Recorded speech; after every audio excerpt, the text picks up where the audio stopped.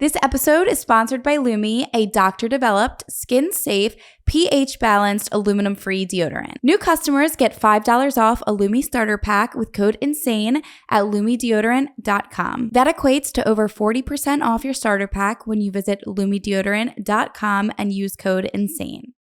Hi, my name is Kristina, and I am a retired drug dealer. So I was born in Fountain Valley, California, and then my family lived in Anaheim. And we could see like the Disneyland fireworks from the apartment and stuff, but it was really expensive and really ghetto. So I was born in 92, so I'm 31. And then we moved to Laughlin, Nevada in 1993, and we stayed there ever since.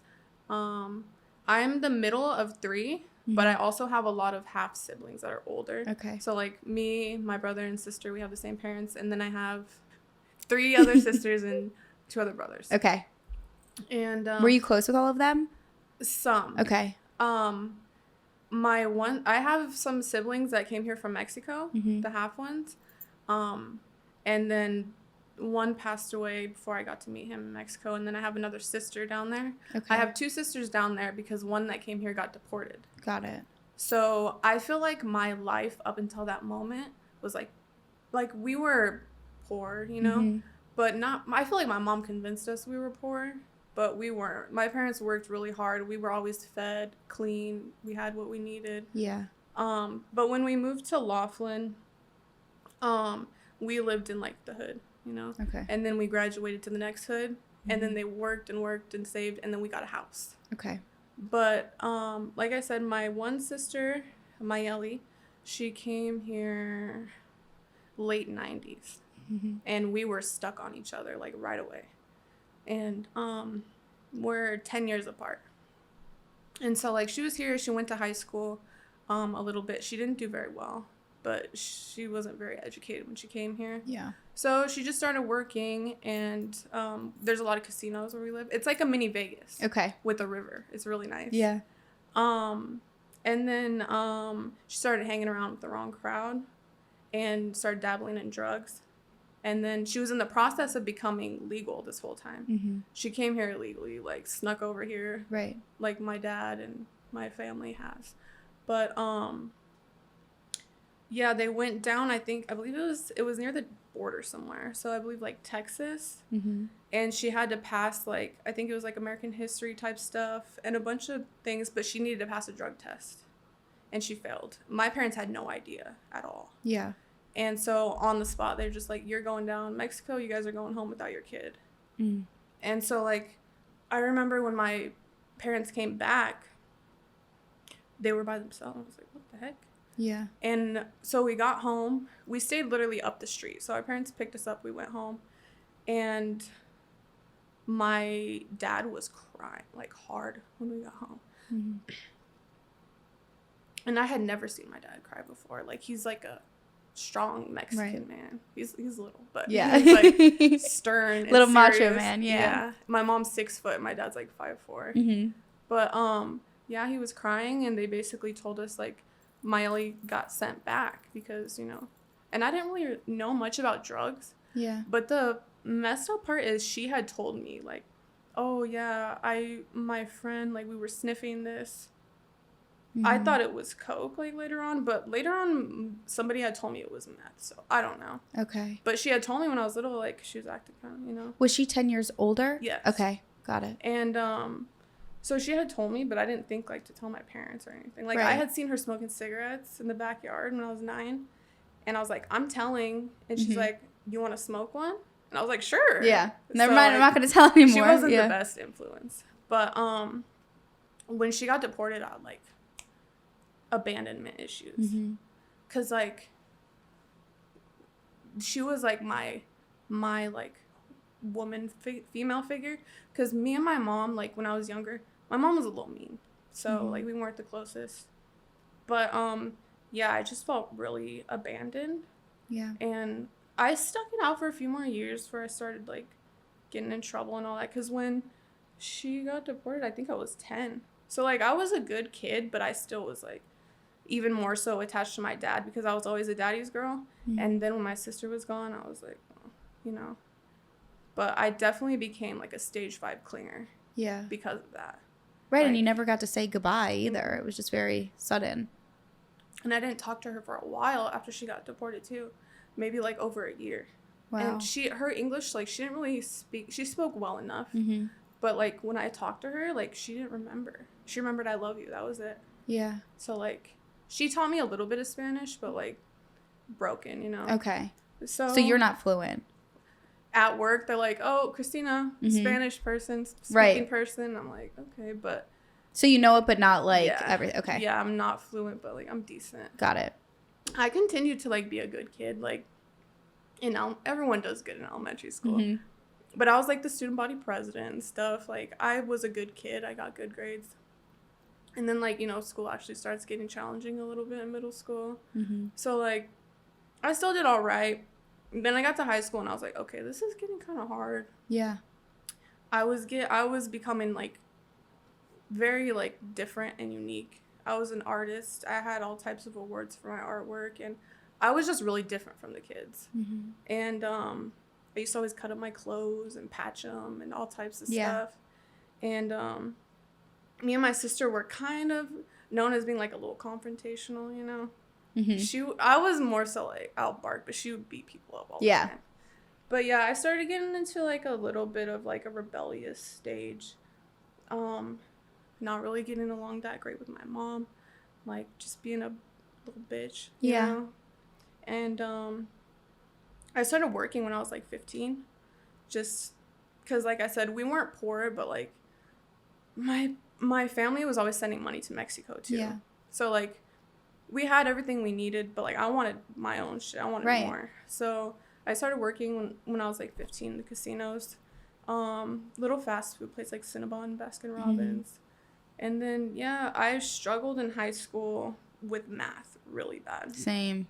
When I was a senior, I had 4 math classes, and one was like specifically just to help you, like tutor you in every aspect of math. It's called math apps or something. But I felt like in Nevada, they don't do it anymore, but they had proficiency exams in subjects you have to pass. And the math one, I kept failing like 1 point. Yeah. I honestly think they just were like, pass her along, it's fine. Right. But so I didn't get to walk in my high school graduation because I wrote a rap on MySpace. Like gangster raps now, you know? Yeah. But I wrote it back then. No, that was not allowed. And what, the school saw it? Somebody's parent, I think, turned it in. Okay. And then Las Vegas Metropolitan Police Department runs Laughlin too. Okay. Because it's like a township. So Metro wanted to charge me with like domestic terrorism. Really? Yes. Oh my God. Yeah. And so I was like, and like we had family friends that were in Metro and stuff. So they were like, you know. Yeah. They dropped it down to like disturbing the peace of a school or something. But they didn't let me walk at graduation or anything like that. But were you still able to graduate and get like... They gave me my diploma. Okay. And I even went to try to like see the ceremony, and the cops took me out. They're like, no. So that kind of sucked. Yeah. Like, I worked really hard for that. And in my family, obviously, graduating high school is important. And so like I felt kind of bad about that, like disappointing everybody. Right. And then like a month and a half later, after I got out of school... we call him our brother. Is my brother's best friend. He died in a car accident. He was in town actually from college. He played college football, and summer break got into a car accident, and like that really like messed me up to where I was. And that was like, your brother's best friend. You said okay, but like he like my mom like helped raise him. You know, I was like right. You guys were close with him, yeah. And I was kind of like, well, like, fuck this. Like, it was, like, way too sad in, like, the whole town of Laughlin. And, like, I was already, like, kicking myself for, like, the school shit and all that. So I was like, okay, I'm going to go across the river. And I moved in there with my family. And my cousins were not good influences. And, yeah, I started just, like, partying, you know, drinking, smoking weed, all that. And I only stayed there for a couple months, and my aunt was like, no, like, you gotta leave, whatever. I wasn't working or anything. Right. So, yeah, I went back to Laughlin, but I tried to go to college, and I stayed in a little bit, but I started at the beginning of 2011. All this happened in 2010. Okay. So at the beginning of 2011, my best friend, she was a recovering meth addict when she moved to Laughlin when she was like 14. I didn't know anything about that. She was just a year younger than me. But at that point, I was 18 and she was 17. And I didn't really have anything going on, you know. I was like, whatever. So she got me to try meth, and I was 18. Yeah, this was right before I turned 19. So you were 18 at this point. Yeah. Okay. And it was weird. We were like, it was just me and her in a room, you know, and then like some fucking older guy comes, and it's just weird, and I'm like, I don't like this. And after that, I was like, okay, it's not for me, whatever. So fast forward to like the fall of 2011, I had this guy on Facebook for a while. Just some random guy that was friends of my friends. And he messaged me and stuff, but he wasn't like spitting game or anything. It's like, how are you, whatever. And so I was gonna go to this like battle of the bands at one of the casinos. And so like I went, whatever, and he was like, oh, I'm gonna be there too. And so like he gave me some weed and some hash, and I was like, I'd never really seen hash that much back then. I was like, what the heck is this? But yeah, after that, like, I didn't like start talking to him because he gave me weed, you know? Right. But he was like a normal guy. He was like nerdy. Yeah. Like kind of business oriented type of vibe. And so like. So he was just like good and normal to talk to. Yeah. Yeah. He seemed that way. Good. Well, no. But anyway, so we start talking, whatever. And then we start like hanging out. But the thing is, like, he was a virgin, so he wasn't like trying to fuck, you know? Right. He was just like, well, let's see where things go, whatever. And how old was he? He was 21. Okay. And you were still 18 at this point? 19. Okay. And so, like, we would always hang out at the Riverside, this casino hotel. You never go to his house. He lived in, like, the next town up the highway. It was probably, like, 30 minutes away in Arizona, called Golden Valley. But he would never take me to my house. I don't have people over. Because he started telling me he grows weed. He sells weed. He's weird about people coming to his house. I'm like, all right, that's fine. So eventually, like, after a couple months, like, he starts to realize, like, I like this girl, whatever. I wanted to come to my house. So, like, whatever. And he's like, you want to come to my house finally? And at that point, I wasn't, like, sketched out or anything. I was like, sure. And he's like, but you have to be blindfolded. And I was like, okay. Bro, it was literally the desert. He could be taking me out, throw me in a mine or something. Yeah. And so, like, I'm, like, have a shirt over my head or something, and my head's, like, down, you know? And then he's like, before we started going up there, he told me, he's like, and I'm going to take your phone, too. And I was like, oh, whatever. You know, he's super paranoid. I understand, you know?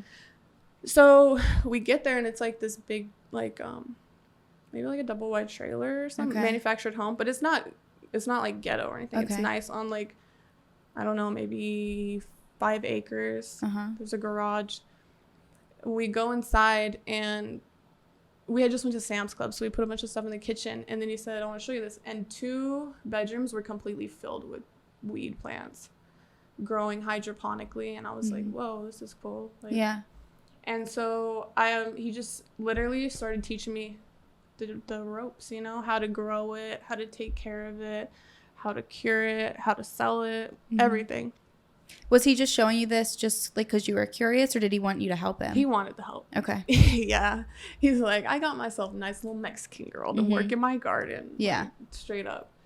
And later on down the line, I'm like, did he ever give a fuck about me, or did he just need an employee? But so like I would stay up there, and he would take me home. Like, I'd stay for a few days, and it was always the same, you know, blindfold, give me your phone, all that. So you never really saw for a while where you were going? No, for a long time. It could have even been like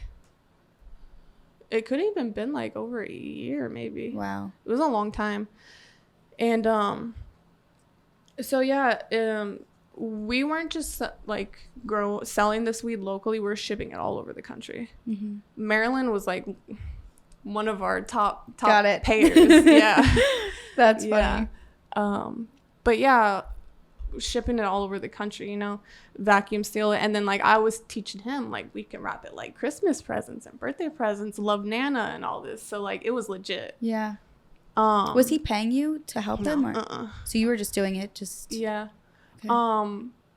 He would, you know, feed me, started buying me tattoos. Mm-hmm. Like I'm just his girlfriend. I don't have to work. We work together type thing. So you guys were like dating at this point? We started dating. Probably like October. It was October 2011. Okay. And then so like, all the way through 2012 was fine. You know, we're doing the same thing. And then February 2013. Okay, I remember we had started to transform the whole garage into like a really legit grow. Like mm-hmm. there's beds, like raised grow beds, just full of like hundreds of little plants. We had sealed the whole garage off so we could fill it with CO2 mm-hmm. and it helps the plants and all that. It was really cool. But the strain we picked was not good. It was like Blackberry Kush. And like we were trying. And so one day we're like, we're going to rip these all out tomorrow. Like, mm-hmm. screw this. Right. That morning, I guess the electric company came like mm-hmm. really early, like 7. And we have a roommate who's like, he just would play video games all the time on the computer mm-hmm. and watch the security camera. That's all he really did. Right. He liked that life. But the like electric company came and was like, your guys' bill is like crazy. Mm-hmm. And he was sketchy. He was like, oh, I don't know. Like I have another space heater running or just some excuse that was not believable. Good enough. Yeah. So the electric guy, okay, for sure, leaves, calls the sheriff. They thought it was a meth lab. But mm-hmm. so after the electric company come or whatever, maybe they were coming already, the sheriffs or whatever, right. But it's like the guy's name was Mikey. He like came and knocked on the door and was like, the fucking electric company was just here, it was weird, blah blah blah. And my ex was like, my boyfriend at the time was like, it's whatever, you know, he didn't like to wake up early, so yeah. And then but Mikey's like, I have a bad feeling, like mm-hmm. So we got up. And as soon as we get to the living room and look out the window, there's like a line of sheriffs just coming down into our fence.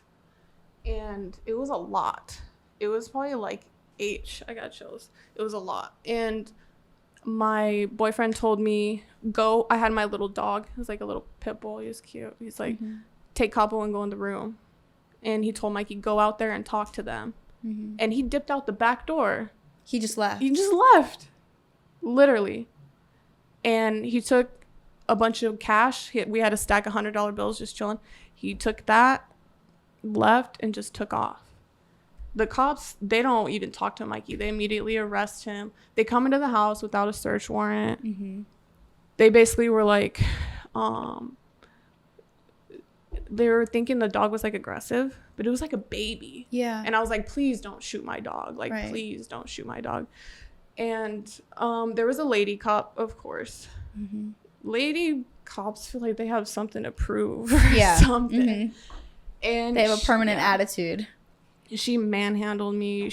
You can't see because my tattoos, but I had like scars on my wrists from handcuffs and stuff.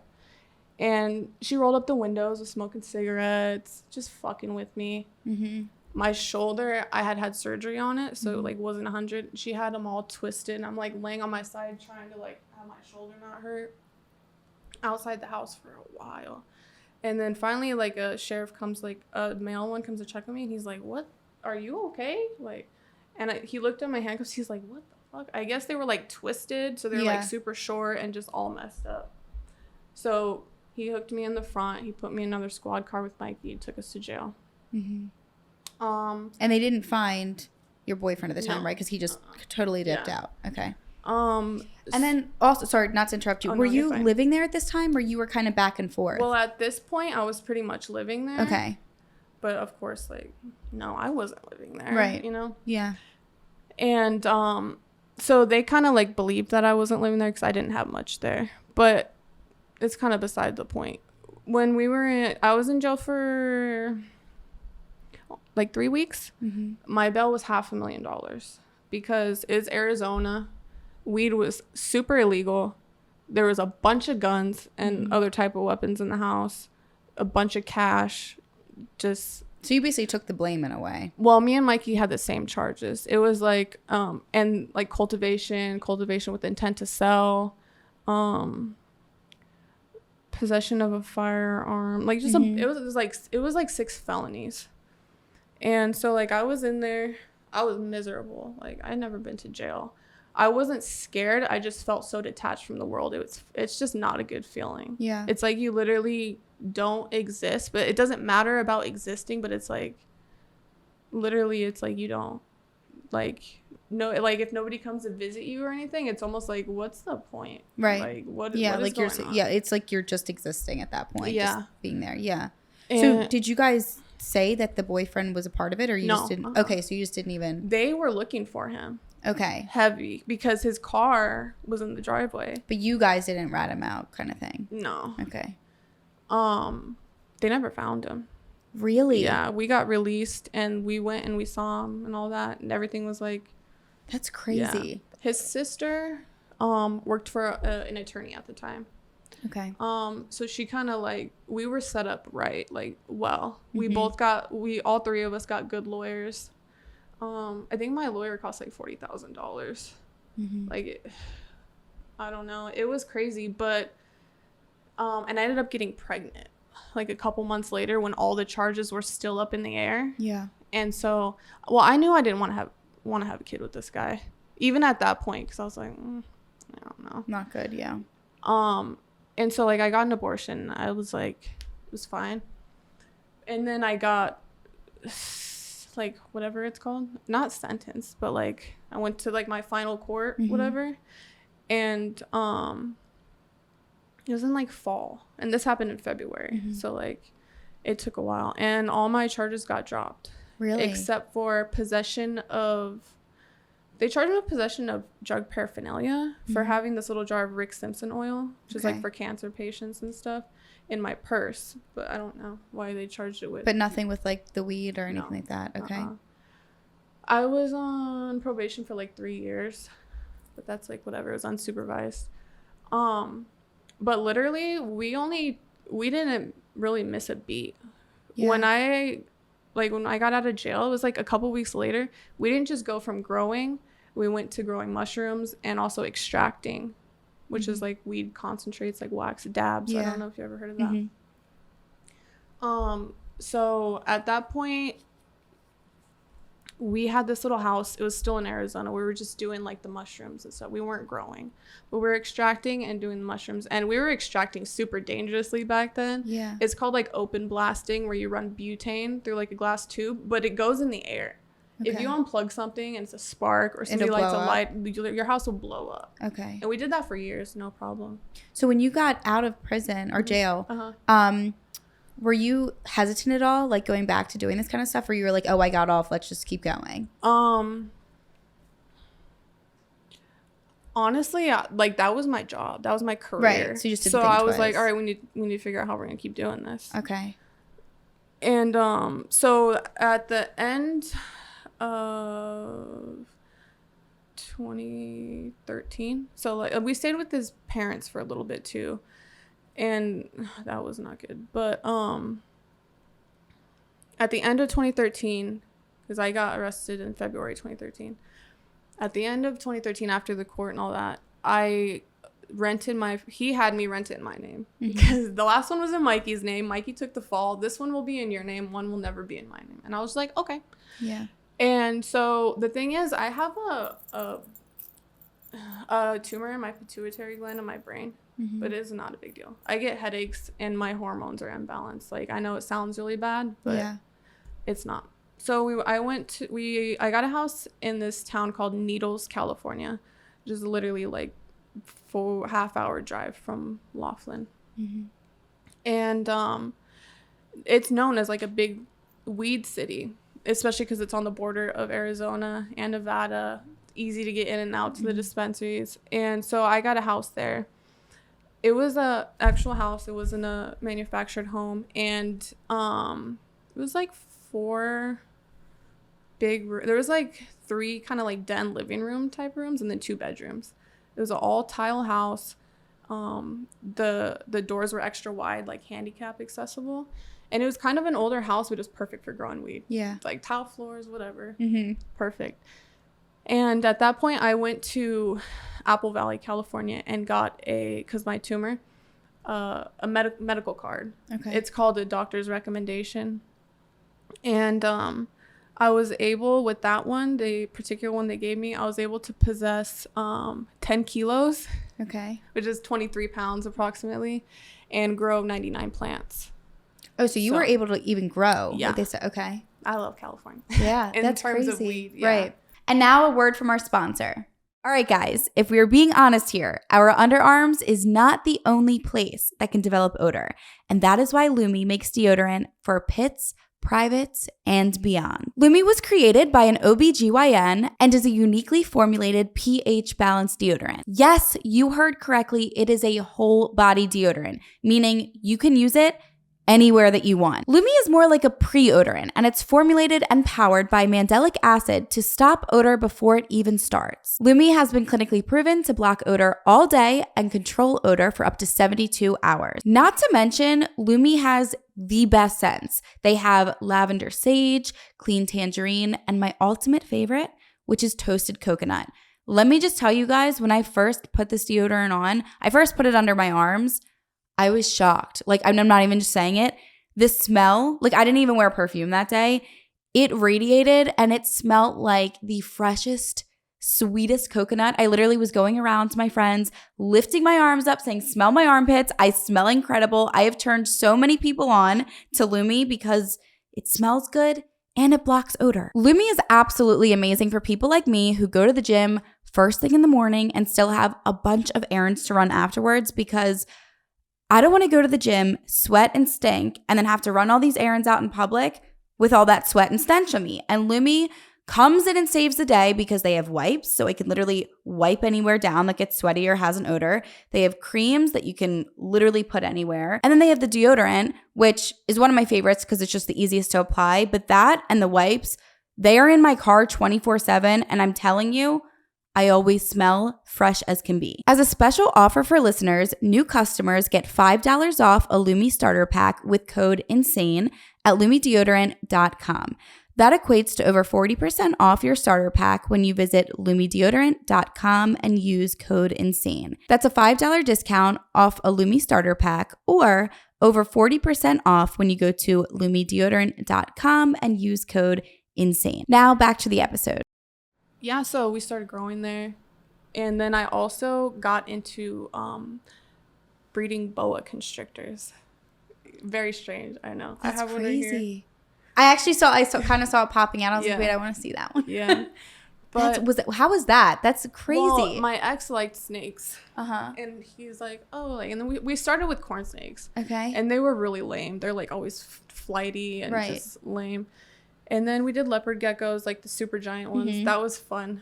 We had like relatives of like the world's biggest one and stuff. They were so beautiful. They like fit right here. That's crazy. But the boa constrictors, I actually really did like them.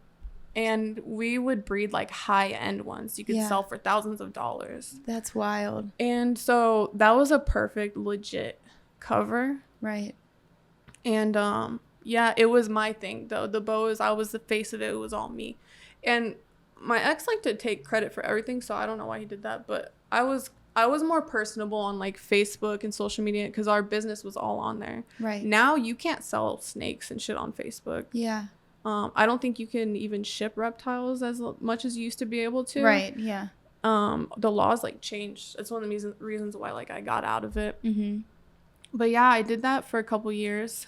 My brand was called Counterculture Constrictors. That is that's really cool. Yeah, I loved it. And but so that was kind of like the front of everything. Okay. Yeah. But it was a lot of work. I'm sure. And I had like 45 at one point, And I also, at this point, started doing trips to California to pick up weed. Okay. Because what we were growing wasn't enough. Mm-hmm. So I would go pick up snakes too. We had heated seats in the car, like it was perfect. Yeah. So the business was doing well. Yes. And we got into fishing too.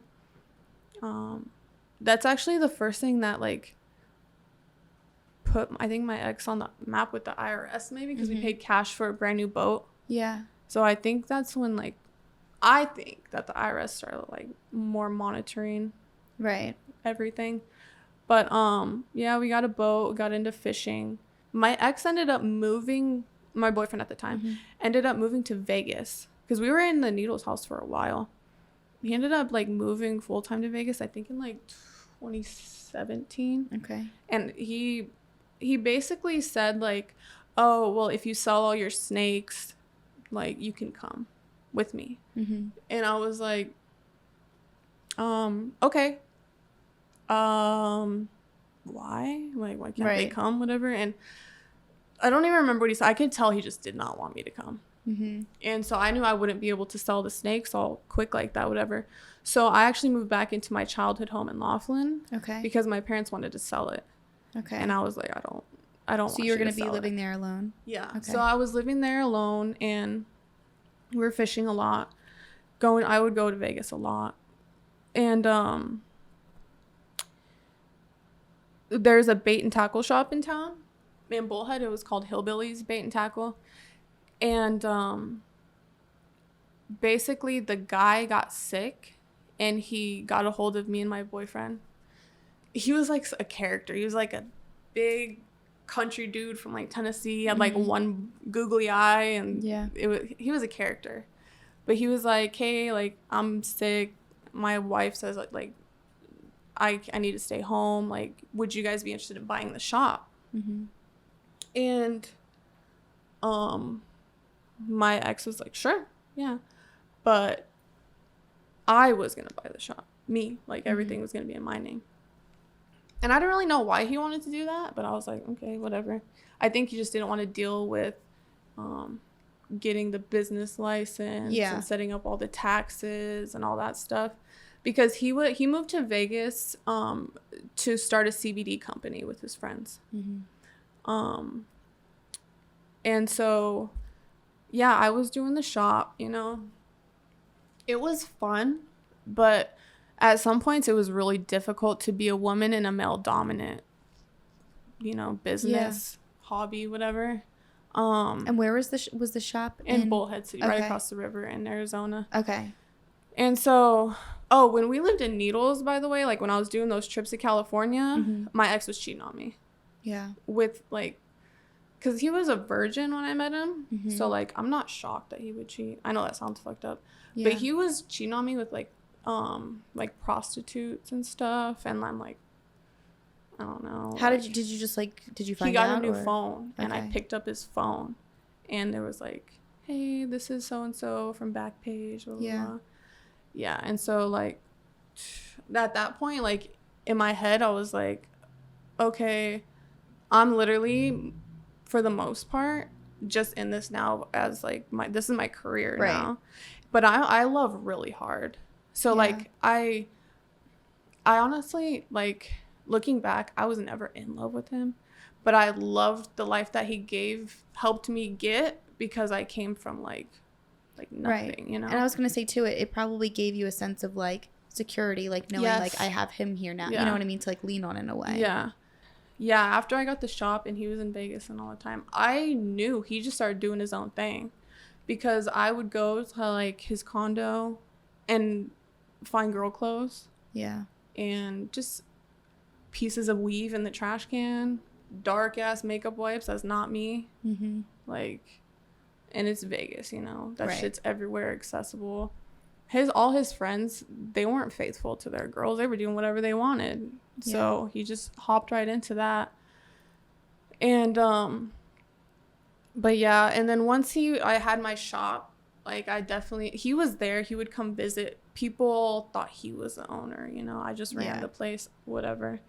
And Yeah, it was cool. You know, I really liked having the shop, but like I said, there was a few difficult situations. I had to start carrying a gun because I used to breed. When we got the shop, I'm sorry, I left this out. I got out of breeding snakes. I sold them when I basically right around when I got the shop. Okay. And then we started breeding micro American bullies, like the cute little baby puppies. And so, like, when I would have them at the shop, like, there's a lot of tweakers in Bullhead, like, people just off meth or whatever. Yeah. And there's a couple times where, like, I could tell people were trying to, like, they wanted to take my dogs and shit. And so I started carrying a gun and all that. Right, because it was just you there a lot, you said, right? And one of the main reasons, too, I also wanted to start carrying a gun was because I was actually sexually assaulted while I owned my shop by a customer. But like I was fishing with my friends.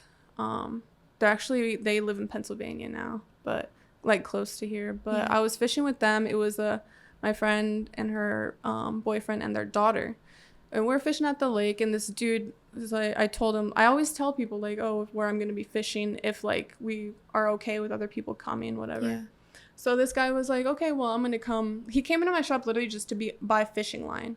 And he wasn't weird or anything. He was just normal. You know, he wasn't trying to flirt with me or anything like that. And I freaking left out. I got weight loss surgery the day before I bought my shop. Okay. I used to be 350 pounds. Like, I got that weight loss surgery, got the shop, and just like everything in life started going really fast after that. But anyways, we were fishing at the lake and this guy came, you know, I remember that day I caught my biggest largemouth ever. Like, it was a good day. Yeah. And then we were leaving the lake and I was like, I'm going to go to the river and hit Davis Dam. It's like really good fishing. And my friends were like, oh, we're going to go home. I was like, oh, it's fine. Like, I'm going to go by myself. And then the dude was like, oh, I'll come. And I was like, all right, he's been fishing with us already, whatever. So we're down there fishing. We use lures, not bait. So just cast reel. And this dude just like getting closer and closer to me while I'm fishing. And I'm like, okay, whatever. And then he started touching me, like hand down the back, ass, and pulling me close. And I'm like, no. I literally was fully clothed. I had my phone in my pocket, my $300 fishing setup. I jumped in the river to get away from him. Literally. He didn't give a shit. He got in that river and pulled me right out. And like, I was like I didn't lose a bunch of weight by then. I was still probably like 250 or whatever, but this dude was like strong. Yeah. And yeah, it was like he was like trying to kiss me and all types of weird shit filling up on me, and I was just like trying to push him away. At one point, I was like, just grab your lure and like his face with the hooks, like. Right. But like it was weird because like I wasn't fighting as much as I wanted to. Like I was really like just like kind of frozen, and nothing happened besides him like trying to kiss me, but he like was trying to pull his pants down and like, oh, do this and blah blah blah. So like I didn't tell anybody about that. I was like, okay, that was fucking terrible. Yeah. I didn't even go fishing for a long time after that. Right. It's traumatic. Yeah, but this dude kept coming around. Okay. And he like insinuated like, oh, I'll tell your dude like that. Like, I'll tell him, like, we hooked up and we're having sex and all that. I'm like, but we're not. Yeah. And, like, it was, like, a long time. Eventually, he raped me. And it turns out he also raped, like, a trans person in our area. But it's weird because this guy is, like, Middle Eastern, super, like, he would drink and talk shit about gay people, all derogatory and all that. But then he ends up, like, raping a man that was in the process of turning to a woman. I don't know. This dude had major problems. Yeah. Did you end up telling anybody about it or? Not in the moment, no. Okay. But I started carrying a gun and just kind of like at that point, like he was even fishing with my boyfriend like on our boat and stuff. Yeah. Like he was just like next level manipulative, threatening. Just he was scary. Yeah. I was gonna say you probably felt trapped too. Yes. And he had like a freaking German Shepherd that was kind of scary and like a lot of guns, and it was just bad. Like I eventually started carrying a gun, and like eventually started telling this dude like, I don't even give a fuck if you tell my boyfriend. Leave me the fuck alone. Stop coming around. Yeah. And like I started hanging around and this guy was like into like producing music and stuff. And I started hanging around like his cousin who introduced me to my boyfriend's cousin. And he was like underage. He's like a little SoundCloud rapper or whatever. And once I started hanging out with them, because one of those kids like knew that guy. Yeah. And was like, oh, he's a fucking weirdo, blah, blah, blah, blah, blah. And so once I started hanging out with those kids who kind of knew about him, he started leaving me alone. Okay. And but yeah, I grew up with my boyfriend's cousin, and then later on his little brother, his other cousin, introduced me to him. Okay. I remember I got this bandana made for his cousin with his little SoundCloud rapper name on it, and he was going to come to my bait and tackle shop to pick it up. Yeah. And he walks in with my boyfriend, and he had on like a t-shirt and like swim shorts or something, like basic, with like some like super old Jordans. I was like, oh, like enamored. I was like, this guy is like beautiful. Like, and I'm not like I don't really go off like physical, you know?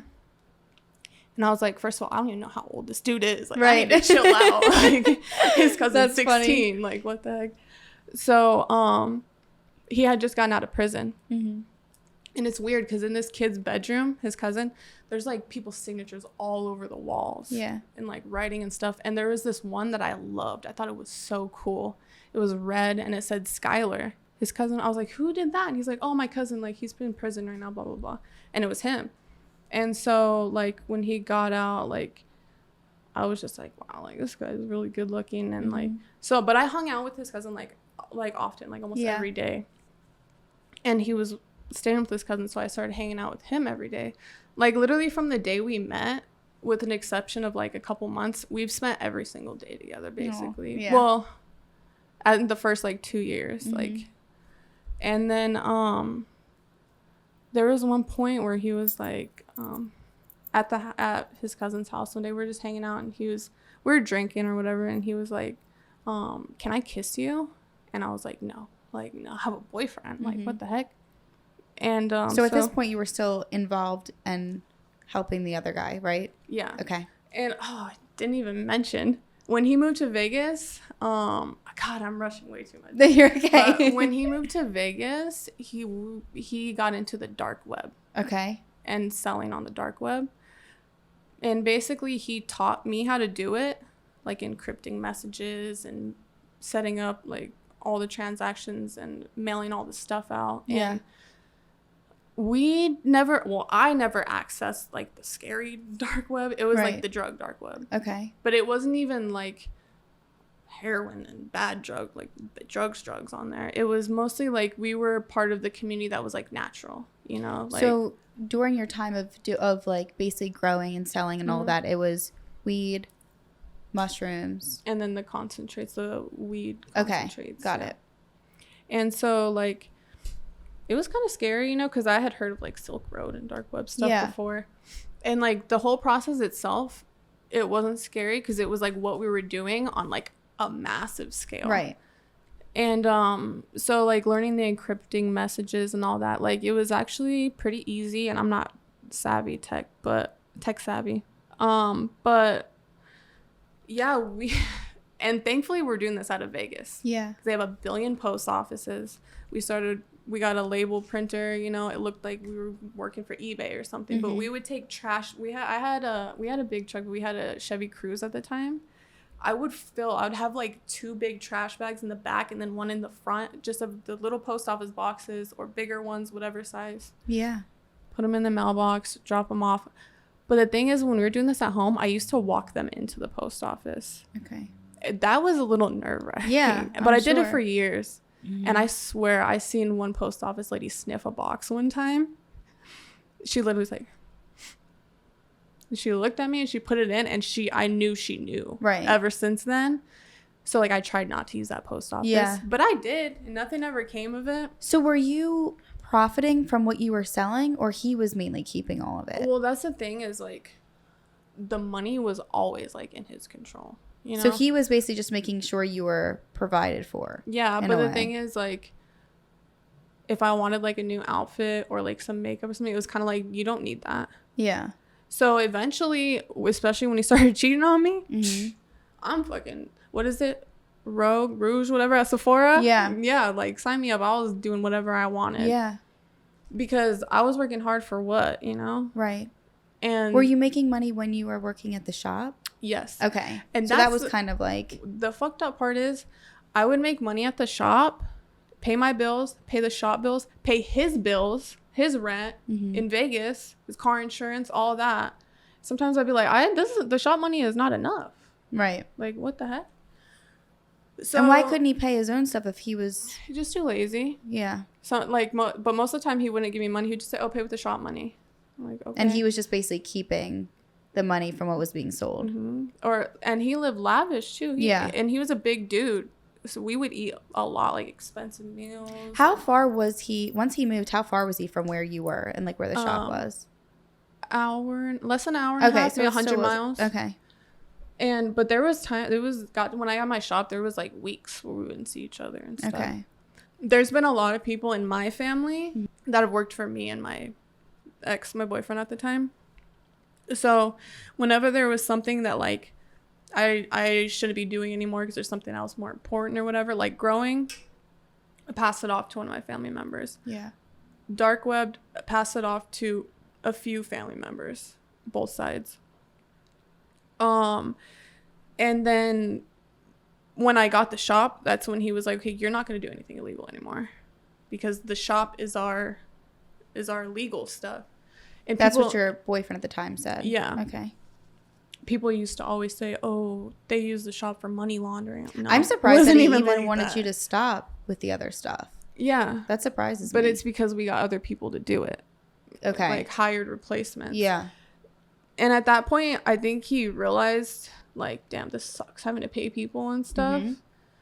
So, like, that's how it went. And, like, he would be salty about, like, paying sometimes or just, like, overworking them, acting like they're not doing enough. He just was not a fun person to work for. Yeah. So when I started back to when I met my boyfriend now, I was hanging out with his cousin a lot and younger kids. And a lot of people were like, why are you hanging out with these younger kids? Like, that's weird. You're like 27, 28 at the time. And it's like, these kids, like, where's his parents? You know? And his best friend was our fishing buddy's son. And it's like, these kids need guidance, you know? And his cousin was on probation. So, like, I even had a program set up at my shop to where he can do his probation community service through there. Like, his probation officer would come. It was cool. Like, yeah. But then, like, we started partying. And my boyfriend, well, at the time he wasn't. He had just got out of prison.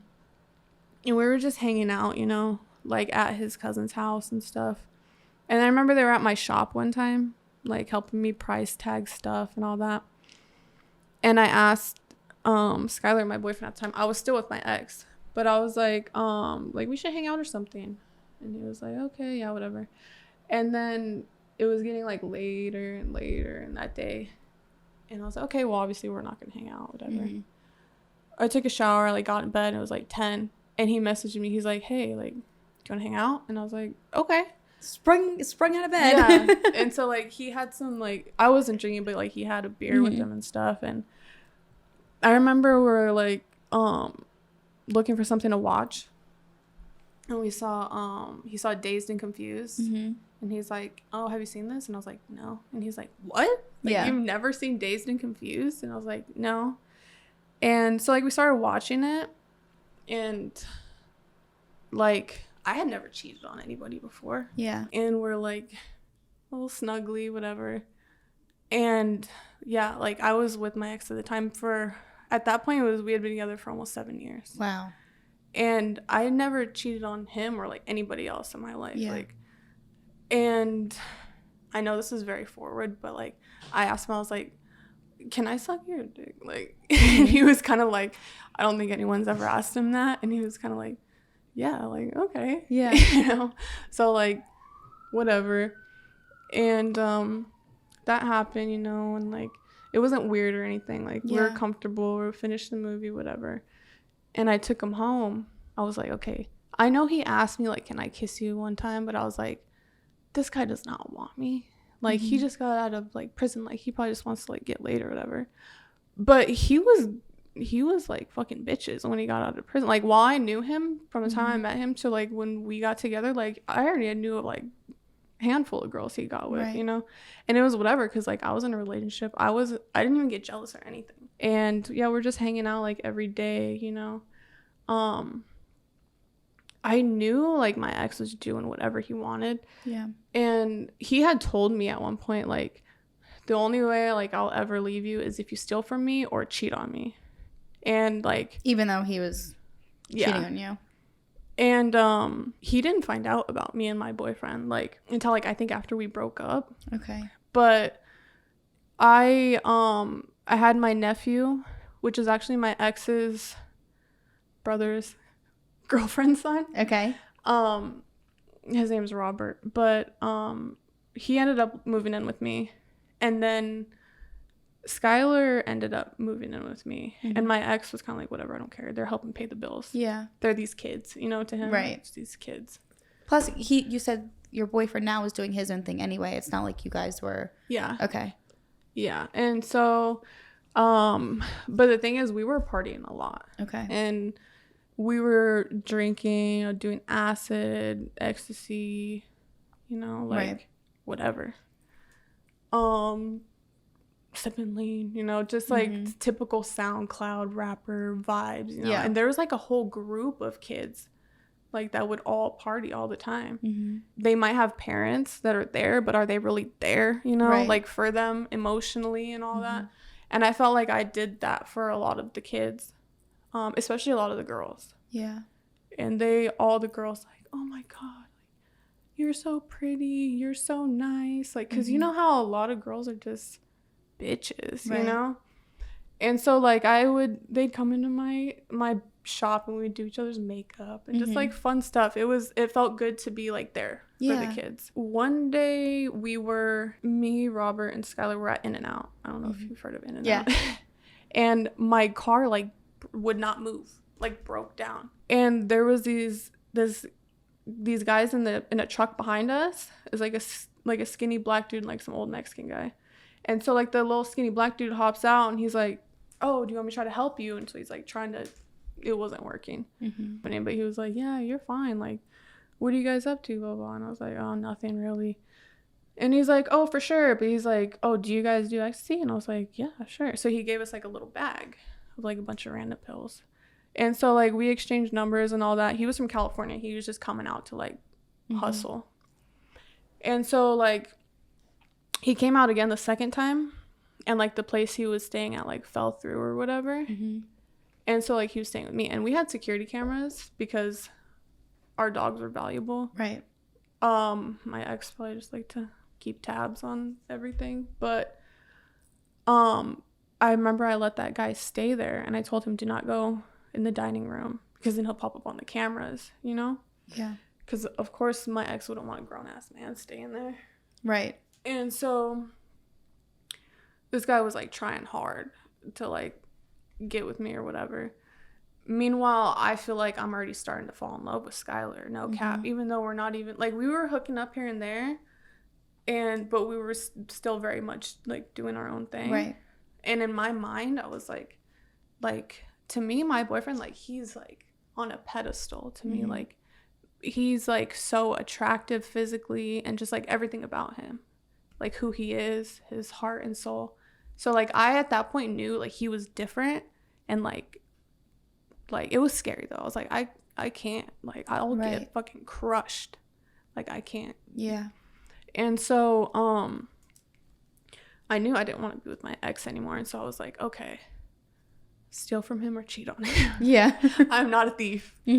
So the dude that was staying there, like he had like dropped hints here and there that like he knew who my ex or who my boyfriend at the time was, which is like whatever, you know, because like the drug scene kind of all mixes together. Yeah.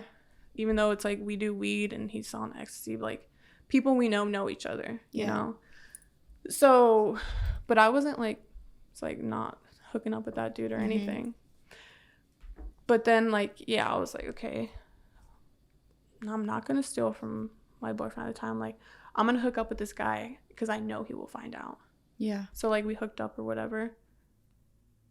Sure as shit, like it's like a week later, a week and a half, my ex tells me, he's like, sorry. During that time, like before that guy came back and was staying from California, was staying at my house, my nephew Robert got shot. My boyfriend at the time, his reason or excuse, like he was like, I don't want anything to happen to the dogs. I don't want to breeding the dog. Yeah. Okay. So he came and we only had a couple puppies left because we had sold them all.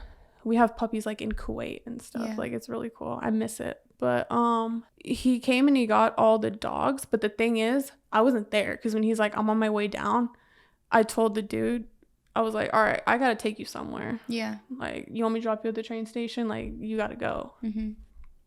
So like I dropped him off in Bullhead somewhere or whatever. But my ex came to the house and took all the dogs while I was gone. And then I went back to the house and I was like, what the hell? Yeah. Like, you didn't even like wait for me to get there or anything. Like, it was really weird. Then he was, I was like, I wanted to see you at least. Like, because that was my boyfriend, you know? Like, I hadn't seen him a long time. I felt like I needed to see him, whatever, because he was in town. Right. And so he was like, well, if you really want to see me, come to Princess's condo or whatever. This guy, we call him Princess. So like I went over there and he didn't want to hug, really. He gave me like a little, I was like, what the fuck? I didn't, after like he didn't want to hug, I wasn't gonna be like, can I have a kiss? You know, it was just kind of like weird, whatever. And he was just kind of like, yeah, I gotta get back to Vegas. Like I gotta go. Like just very like, he was dismissive. He didn't even want to see me. He just wanted to get back. When he got back up there, he FaceTimed me and he was like crying and shit. And he was like, I know what you did. We're done. You're going to sign the shop and everything over to me, or you can run it and I'll pay you minimum wage. Like all types of shit. And like, I made it clear at the time. Like I remember I was in the bathroom on FaceTime. Like, you did this. Right. Like, as like obviously I was responsible for like hooking up with the guy or whatever, but I want to be like, how long did you expect me to just like take your shit? Right. Because like at this point it was almost 8 years. So yeah, and I even like unloaded on him, like I got fucking assaulted at the shop and like you weren't there to protect me, and like it was just like all this shit in my head. All like came out at once. And I guess the guy that I hooked up with, he told my ex, he was like, you need to be worried about that. The guy with the long hair that lives with her. There's something there. Like, there's something going on there. At the time, I was, like, madly in love with him. Right. And I guess everybody just knew. Or so, I don't know. But he ended up freaking telling his cousin that was, like, my little best friend, the 16-year-old. He ended up telling him, like, oh, yeah, they called me Bait. Or Bait Lady. You know, it's like, oh, yeah, Bait gave me a head or whatever. I'm like, bruh. Yeah. Before, like, the guy came and broke up with me, like, the kid used to always throw it in my face. Like, I'm gonna tell, blah, blah, blah. And so, like, once we broke up or whatever, I didn't want to be in a relationship. I was like, no, I'm good. I didn't think, my boyfriend now, I didn't think that he would ever want to, like, be in a relationship with me. For some reason, I felt like, he was out of my league. Yeah. But everybody, like, because people are, like, they're just, like, cold, you know? And people have told me, like, why do you even fuck with him, blah, blah, blah. Because he's, like, younger, you know? He's had, like, a different life, you know? And even to this, like, my friend that I had in Pennsylvania, like, I don't even talk to her anymore because she would talk shit about my boyfriend. She didn't even know him, you know? Yeah. So, like, I don't know. I just felt like I didn't want to be in a relationship at all. But I knew, like, I already knew I was in love with him. And I was like, there's no way he would, like, be in love with me back. Like, nah. So, like, we were just hooking up or whatever. And then I got a job at this pizza place, like, right behind my house. So were you out of all the other stuff at this point? Or yeah. Were you okay. Yeah. And did you end up giving the shop over to him? Yeah. Okay. Yeah. And he even said, like, at one point, he was like, oh, I was setting you up for success. Like, that shop was all you. Like, basically saying that he was setting me up with a good life because he was going to, like, leave me or whatever. Yeah. Or something like that. And I'm like, so if that was the truth, then why did you tell me that you want the shop or you'll pay me minimum wage or whatever? You should just cut your losses and call it a day. On a positive note, though, at least it wasn't, like, something that you couldn't get out of. You know what I mean? Like, you were completely trapped in it with or without him kind of thing. You know? I had a lot of his... Not all of his Bitcoin, but I had a lot of his Bitcoin on my BitPay card. And so, like, I would go, like... Eventually, I got him all his money back. But, like, I could have screwed him over. Yeah. I could have took so much of his money. I could have ratted him out. I could have done so much stuff. But that's, like, not in me. Mm-hmm. But I feel like when we broke up, he made me seem like that to other people. Yeah. And so, a like, lot of people do that out of spite and anger. And that, oh, I was this hoe while he was in Vegas. Right. Oh, never brought up once that he was cheating on me for, like, 5, or, like, the weeks that years. he was just gone. Yeah. Yeah. And I would call him when he was in Vegas. He wouldn't answer. Mm-hmm. I would track him with the My Chevrolet app. And it straight up would know he would be going to, like, fuck bitches. Yeah. Like, I pulled up a couple times, like, literally 5 minutes after he left type shit. Mm-hmm. Like, I was, like, not that I was crazy because, like, I was so in love with him. Because, like I said, I was never, like, in love with him. But it was fucking embarrassing. Yeah. Like, you're just running around doing whatever you want. And all your homies know that. And then I go into the office up there and everybody smiles at me in my face. And, like, yeah. No. Well, also, like I said, too, it's, like, I feel like he was more than just, I feel like the boyfriend was the label part. But you had more, like, I feel like maybe some sorts of dependency on him for other things, you know what I mean? So I think it comes from that. Yeah. And there had been a couple points in the relationship where, like, things got physical. Yeah.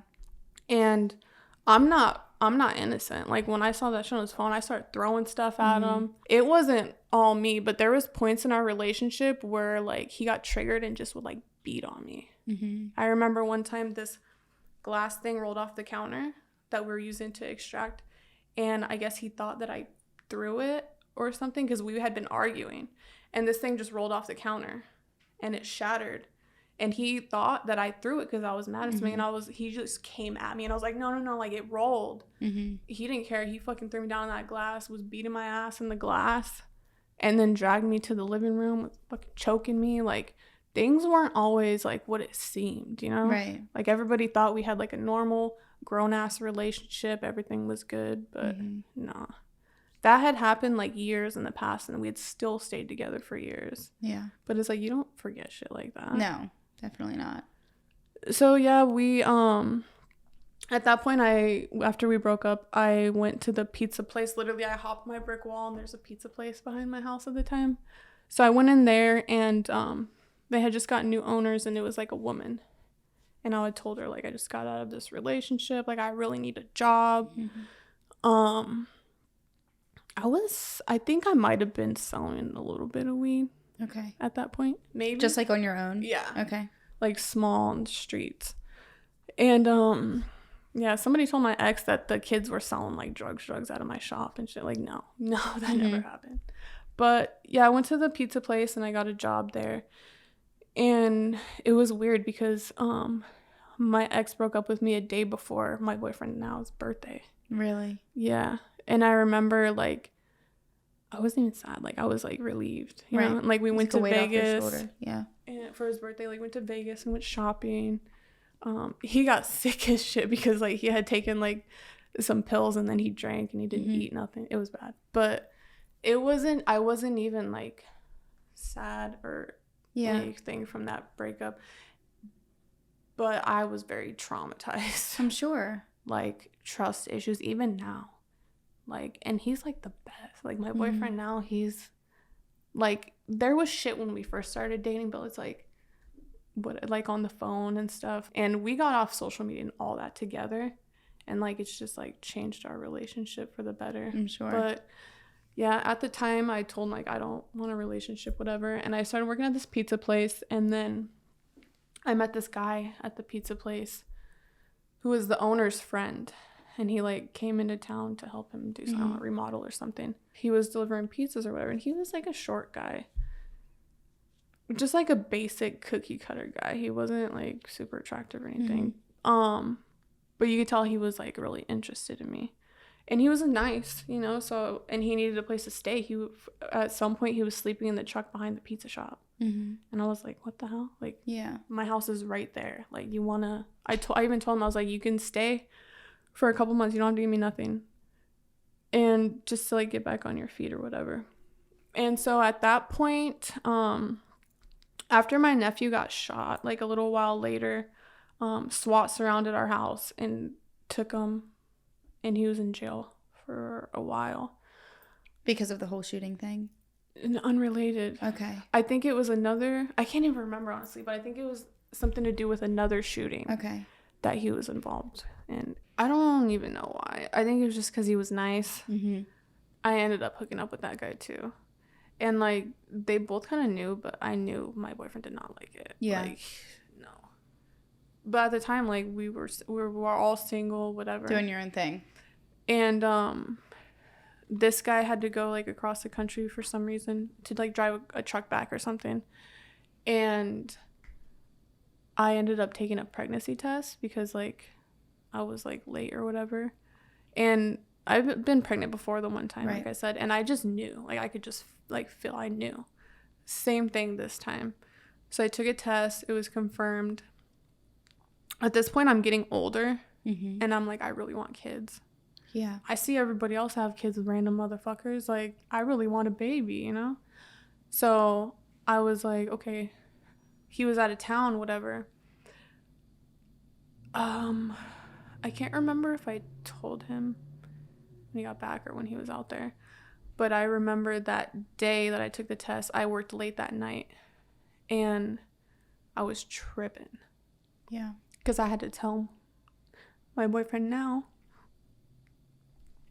But, like, I brought him a sandwich, and I was like, I have to tell you something. Like, I'm pregnant. And he's like, okay. And I was like, and I know it's not yours. Because, like, we hadn't been hooking up as much, or, like, he pulled out or something. I just knew it wasn't his. And he was like, I don't care. He's like, I want to be with you. He was like, I'll help you raise it. Like, it doesn't matter. And I was like, no. Like, no, that's not going to happen. And he was, like, very upset. He was crying. He was like, I'm gonna fucking leave or whatever. So he left. And I told him, do not, if you want to come get your shit or whatever, do not bring anybody to my house. Don't get a ride here, nothing. Like, don't. Because at that point, people knew where I lived, and I was, like, paranoid and stuff. I know a lot of it was paranoia at that point, but that's when people started, like, really paying attention to me. Yeah. Kind of like, she doing the damn thing by herself, like, kind of, like, want a piece of her pie, like, to hang around, like, because I'm generous or gracious, whatever. So I told him, I was like, I don't want anyone around the house, don't come in. So he came at some point when I think I was at work or something, but I saw on the security camera to grab something or whatever, and I told him, don't come back to the house ever again. Like, don't. And his stuff was there for a while, and we didn't talk. Like, we weren't talking. I think he messaged me, like, one time and was like, stop thinking about me. Like, I can feel it. Because we're very, like, especially him, like, his intuition. And, like, he's very tapped in to, like, the universe, it feels like. But he was, like, really upset. Like, don't fucking think about me. Don't ever try to get a hold of me. And, like, I wasn't at the time. But I was alone because the dude that got me pregnant, like, went back to California where he was from to, like, work. Did you keep the baby? Did you decide to keep the baby? Yeah, I decided I wanted to keep it. And then that dude was always gone. And, like, he would come back on the weekends, but it got to some points where he wouldn't even come back on the weekends. But you said you did call him and tell him, right? Well, he came back. Okay. I don't remember if I told him while he was back east or when he got home. But he was like, oh, I'm going to go back to California. I'm going to have a good job. We're going to be good. Okay. So he was fine with it, though. Yeah, he was happy. He was, like, excited because he knew I was a prize. And he was like, kind of like, you could tell he wasn't, like, dating or anything. And, like, he, in his mind, he was like, okay, this is going to be my wife. We're going to have a good life, all this stuff. But, yeah, I got to the point where, like, he wouldn't even come back on the weekends. Yeah. Just hang out there with his friends and drink or whatever. And he was older. He was, like, in his 30s. And like I knew I didn't love him or anything. Like Right. he was like a nice guy, whatever, but yeah, I was very, very just so beyond sad the whole time because I missed Skylar. And at one point I put all his shit like in my mom's truck and dropped it off at like some random like not trap house, but like some house that he had been like staying at or whatever. I didn't see him or anything. I just left it. Yeah, so that guy was never there. I was just really sad. I wasn't like eating right. Like I wouldn't really eat. I would be like, oh shit, I didn't eat today. Whoops. And like I'm pregnant, you know? Yeah. And so around like 10 weeks, I started bleeding. And like I was at work. And the lady I worked for, she was like, she didn't take it easy on me because I was pregnant. Like she would have me pick up like 40-pound boxes and stuff. And she's like, I did all this when I was pregnant, blah, blah, blah. And so like I didn't think, I was like, okay, like I can do all this stuff. And so like I ended up bleeding. But like it was getting heavier and heavier. By the end of the night, like I told these two ladies I worked with, and they were like, you need to go to the hospital. And so my mom took me to the hospital, and they were like, yeah, there's no baby anymore. Like it's gone. There's no heartbeat. There's nothing. And so I was sad because I really wanted a baby. But at the same time, like, okay, I don't have to deal with this dude anymore. Right. So I told him, I was like, yeah, like I had a miscarriage or whatever. So then he comes back, of course, being all lovey. It's okay. Everything's going to be fine. He thinks that we're going to be together and stuff. And I told him, like, I don't want, sorry, dude, but I just was like not pretending, but like I was going along with this because we're going to have a baby. Like, I really don't love you. You're never around here anyway. I don't feel like I'm missing something when you're not around. And like dude was heartbroken. Yeah, because he thought, he's like mid-30s. He's like, okay, I'm finally gonna do what you're supposed to and whatever, it's gonna be fine. And yeah, so we split up like the beginning of January. Like he left and never came back. And then like that, at some point somebody told me, I don't remember who it was, and it was a guy, so I thought he was just being a hater. Yeah, but he was like, you know, Sky's a heroin addict now. And I was like, I don't know if I believe that.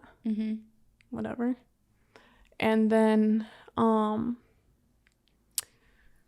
don't even remember if he told me himself or what, but he messaged me and was like, hey, like I need a place to stay. Like it's not going good over here. I guess somebody, something to do with like some, I don't remember, but somebody was like owed money or something, and like the whole house got dragged into it or whatever. And so he was like, yeah, I can't be here, like I need somewhere to go. And in my mind I'm like yeah, he's coming back. And like he brought his best friend too, and he told me straight up, like, I'm addicted to heroin now. And he brought like a good amount with him, and I was like, no, you smoke it outside, whatever. And he was like, when this is gone, like I'm gonna quit. And so I was like, okay, whatever. So he would go outside, smoke it, whatever. It was gone, and he stayed sober for, I don't even remember exactly, but I want to say it was somewhere like a month. And then started smoking again. And I at this point was like, okay, well, I'm not the type of person, especially because like in my past, the person I loved like the most, like she got involved in drugs. Yeah, doesn't make somebody a bad person. And when he moved back into, like, I told him again, I don't want to be in a relationship, like, nah. But we were automatically sleeping in the same bed every night, like but yeah, he was just like addicted to heroin. And I had seen a couple times like when he was like withdrawing, you know, and at that point I was like, okay, I never dealt with any type of heroin use or anything like that before. And I was pretty sure that if he stopped, he was going to die. Yeah. So, like, I didn't want him to stop like that, you know, just like try to stop anymore. Yeah, he was just like smoking heroin. Like, before, when he was there, he didn't. Like, you know what I mean? And I was just like, okay, like, this is who he is now. And like, it didn't change him as a person. I just knew it was not good. And I obviously like didn't want him to be doing that, but I was okay with it because I didn't want him to like die, you know? And this was like the beginning of COVID, like right before COVID, because everything got shut down where we were at, like the casinos and everything, in March. And he came back at like the end of January. Okay. So I had been working as a cashier at the casino, and I was able to pay like the rent, whatever. Him and his friend weren't working, and like that shit didn't bother me. I know most people would be like, you need to work, you need to contribute. I was like, whatever. I was always used to doing everything by myself, basically. And when he was working before, like, he would help, you know. So I just, in my mind, it's like he can't because he's an addict, you know. What he has to buy his drugs, you know. And so, like, during COVID, like, when they shut it down, I was tripping. Like, it got shut down a day before my birthday. My mom took me grocery shopping for my birthday. Like, that's how scary it was. And thankfully, the place I worked at, they gave us a furlough check. Basically, like, good luck. Yeah. We don't know what's going on in the world, but, like, here you go. I had that, but it was like, whatever. And then I had gotten into car accidents like years before, probably like 2 years before that. Both of them were not my fault. Both of them were caused by like super old guys. The second guy died on impact, and he was suicidal because his wife had just died. So my lawyer at the time that was working on that, he was good friends with my ex. So once we broke up, like, I kind of was just like, nothing's ever going to come of that. Like a week after the COVID shutdown, he calls me. So I have a check for you. And your lawyer or the ex? The lawyer. Okay. He said from the accident, the first accident. And I'm like, okay. He's like, you can come pick it up.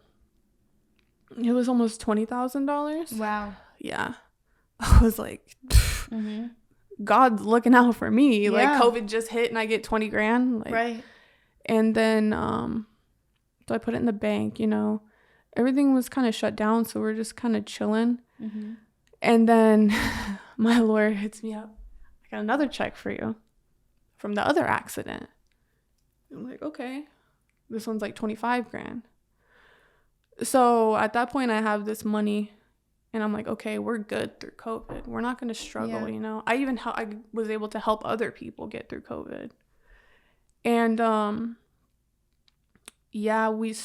remember I got a car like a couple weeks later. It was the 2019 Nissan, what the heck was it, Sentra or something.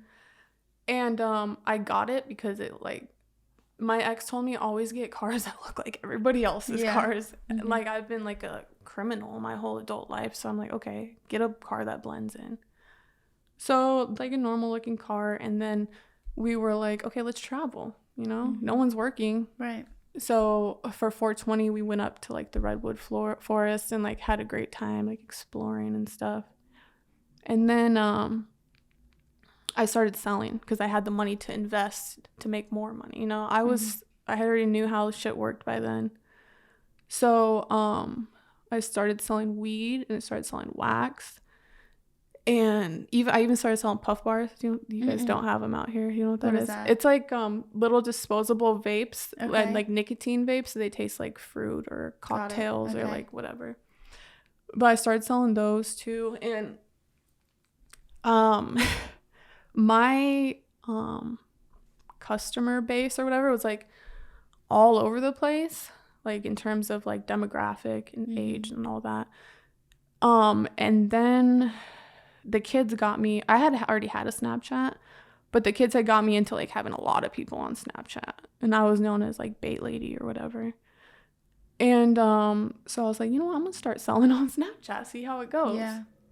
It blew up. It was like good.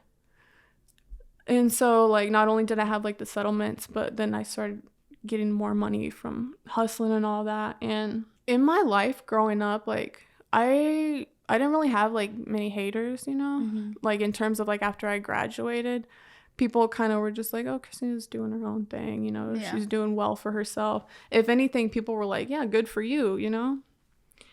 And then, but once I broke up with my ex, who's like had his shit put together, seemed like a stand-up guy, he was older than me and all that.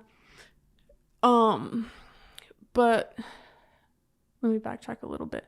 During COVID, like I remember right after the COVID shutdown, it was before I got the settlements. It's like I had seen him, my boyfriend now, refer to me as his roommate, which that's what I was, you know.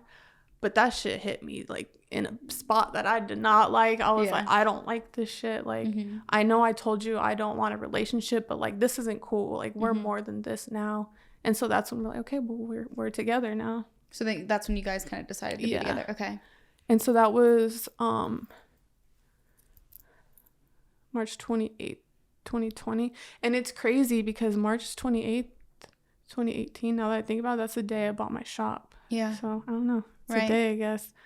But so like we decided we were gonna be together, whatever. I was selling, we were traveling during COVID. His cousin that I was really close with, he got out of juvie because he was in juvie for a while. And then he was doing better. We weren't really like partying and stuff. We were just smoking a lot of weed, you know, hustling. But he saw the life that his cousin had now with me. And he's like the number one hater to begin with. And that's when you were close with though, right? For a while? Yeah. Okay. But he just turned into a hater because at that, like when he went away, me and his cousin, we weren't together, you know? Right. And when he got out, we were all about each other, like in a serious relationship and everything. And things weren't kind of how they were before. And I know he was jealous of Skylar, not in like a romantic way, but in a like, she takes good care of him. She's good to him. She loves him, you know? And yeah, we fell off with him just because he was like a hater. To this day, we still don't talk to him. Like a couple weeks ago, he was like, oh, I want to get a hold of Sky and Kristina. And like, nah. Yeah.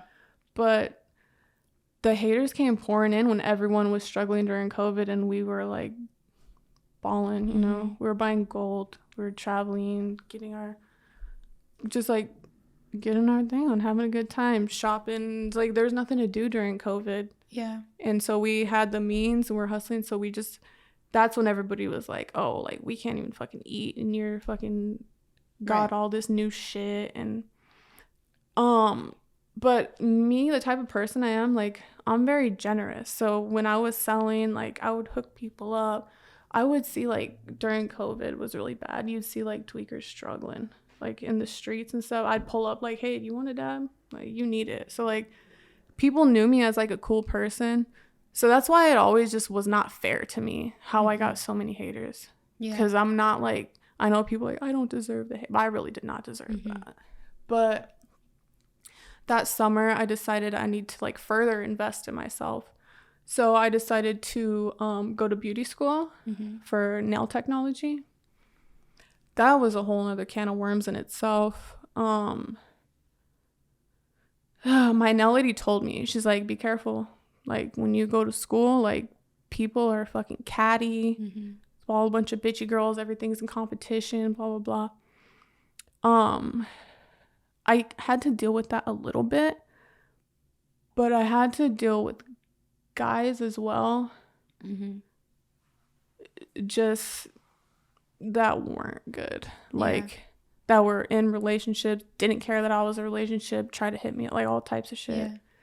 And so like that like environment, like I had fun because when I was doing like the nails and stuff, but like a lot of the relationships with the people there were like business. Like I sold them wax and stuff. But I mean, I hung out with a few, like the people that we started with, you know, that started with me. There's like 5 of us. But Yeah, I went to the nail school, and then I was working at McDonald's, and I liked it. So, like, at the time, it was the #1 McDonald's in Arizona, like, in terms of busyness and all that. And I was a drive-through girl. I really liked it. I would work overnights where it would be just me, a manager, and a kitchen person. And it got a little scary, you know. It was like you see a lot of drug deals and stuff go on. There would be like a lot of homeless people hanging around, but you know, it was whatever. At night it was like a little scary, but thankfully like I had guys there with me. And then I decided, because I'm a hustler, to hop on the OnlyFans train. I decided to wear a little badge by my name badge at work with my OnlyFans thing on it. Creative. Bad mistake. Yeah. Really bad mistake. Like, people started showing up at my work, mm-hmm. and it wasn't anyone I've ever seen before, or anyone like a type of person I would expect. I remember one time I came and there was like this sweaty like 55-year-old dude in like khakis. Like, I guess he had been outside for a while, because there was like 3 dudes that I worked with standing outside, and he like came over and he was like looking at me, and he was like, "Does anybody know where I could get any dabs at?" And like, everybody knew that like everyone at McDonald's, we constantly stay stoned. I kept all my stuff in my car, like, is a thing. Yeah. Like, I smoke people out, whatever. The one guy was like, "There's a dispensary like right across the river." And then he's like, "Oh, can someone give me a ride?" And he looks at me because I just got in my car. He's like, "Can you give me a ride?" And he like kind of steps towards me, and I'm like, "No, like, I just got to work." Mm-hmm. And he was like, "You couldn't just take me real quick?" Like, he really wanted to like get in my car and us just go off somewhere. Mm-hmm. And I was like, "No." I was like, "You're being really weird." Mm-hmm. Like, just like that. And he ran into the like inside the store and went into the bathroom. I don't know. He was in there for like 10 minutes, and then he just came out all quick and left. But it was fucking weird. Yeah. And the whole time he was there, it's like I almost wanted to like call the cops, but it's like, he didn't do anything wrong. Mm-hmm. So, and it was just, it felt, and one of the kids, because there's like 2 older guys that were out there and a younger guy. And the younger guy told me straight up, he's like, "I think that guy knows about you and he was trying to like abduct you." Yeah. And like, because I had thought that in my head, but I wasn't going to say that. I'm not that self-centered. Right. But that kid straight was like, "I know that's what was like going on." You know, girls don't like when their boyfriends follow girls on OnlyFans and subscribe and all that. So it's like all my girlfriends started not liking me. Yeah. And a couple of them told me, like, "My boyfriend subscribed to your OnlyFans, blah, blah, blah." And the thing about my OnlyFans is, like, there was never any nudity, any sexual things. I'd be, like, in my underwear. Yeah. And that guy that, like, assaulted me when I had the shop, he ended up, fucking tracking down my OnlyFans and, like, buying everything and then getting everything refunded because it's not what he wanted to see. He was expecting something else. I don't know. But, like, it was, I don't know. It was, like, at first, I was like, okay, like, I can make some money off this. I only made, like, I didn't have it that long. Mm-hmm. But everybody thought, like, I got a lot of money off it. I only made, like, a few hundred before I was like, screw this. I don't, no, it's too weird. Mm-hmm. But, like, I kind of made myself a target at that job by doing that. And it was just too much. Right around that time, too, I put myself in the position for this to happen, but I didn't want it to happen. Mm-hmm. Like, kind of something happened with one of the guys I was going to school with. Obviously, I was not down for it, but I was, like, the position I was in, I was scared, and I was, like kind of just, like, let it happen. And after it happened, like, the only thought in my head always since then was, like, I need to tell this guy this happened. Just because I felt like I needed to tell somebody, and I wanted him to know, like, that's not something I wanted, you know? Yeah. But I didn't tell anybody about that. Pretty much, like, stopped giving him rides, stopped just being around just him, you know? Like, a couple months later, he decided to tell one of the girls at school. And she had already not liked me. I don't know. It was weird because we were really close at first. But she just slowly started turning into a hater. Mm-hmm.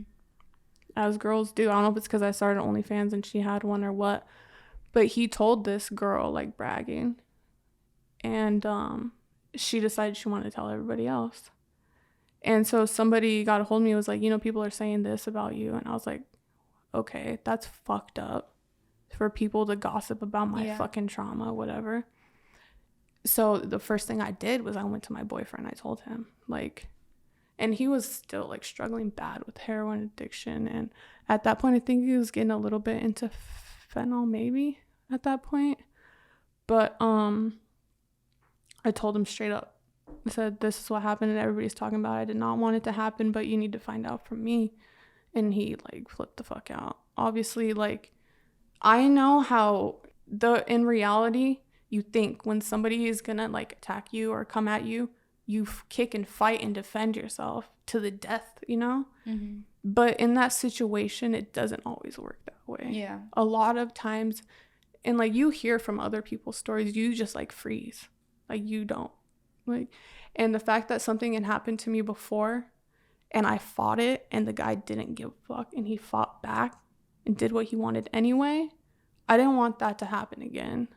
I didn't want that guy to like fight back worse. Yeah. I don't know. And I had a gun on me, but I didn't think shoot this motherfucker. I was frozen. Yeah. And I don't know. It was just like, it was a bad situation. And I knew like from the get-go I wanted to tell him. So then when I finally did, I wish I didn't have to tell him that way. Yeah. Like people are saying this, so I don't want you to hear it from someone else first. But that like wrecked him. And he was like, no, like I'm done with you. I remember like fucking like I don't even like I went to a mental hospital right after this. And they like pumped me full of drugs that like really like strong shit. So like my memory is like a little fuzzy before then. But I just remember like him leaving. But at one point I packed up all his shit and was like, I don't want your shit here. So he had to like drag it miles. Like all his like freaking designer stuff. Like I'm surprised I didn't get robbed. So, like yeah. And then like I was like alone for honestly, it wasn't that long. It was like a couple. No, I don't even remember. It was like maybe a week or two and I was like, I can't fucking be around here by myself. People had started like coming around my house and like fucking with me and stuff. And people say, oh, you're paranoid. No, when I was there by myself after like that shit happened, like I would hear people at the back door. Yeah. Like trying to open it.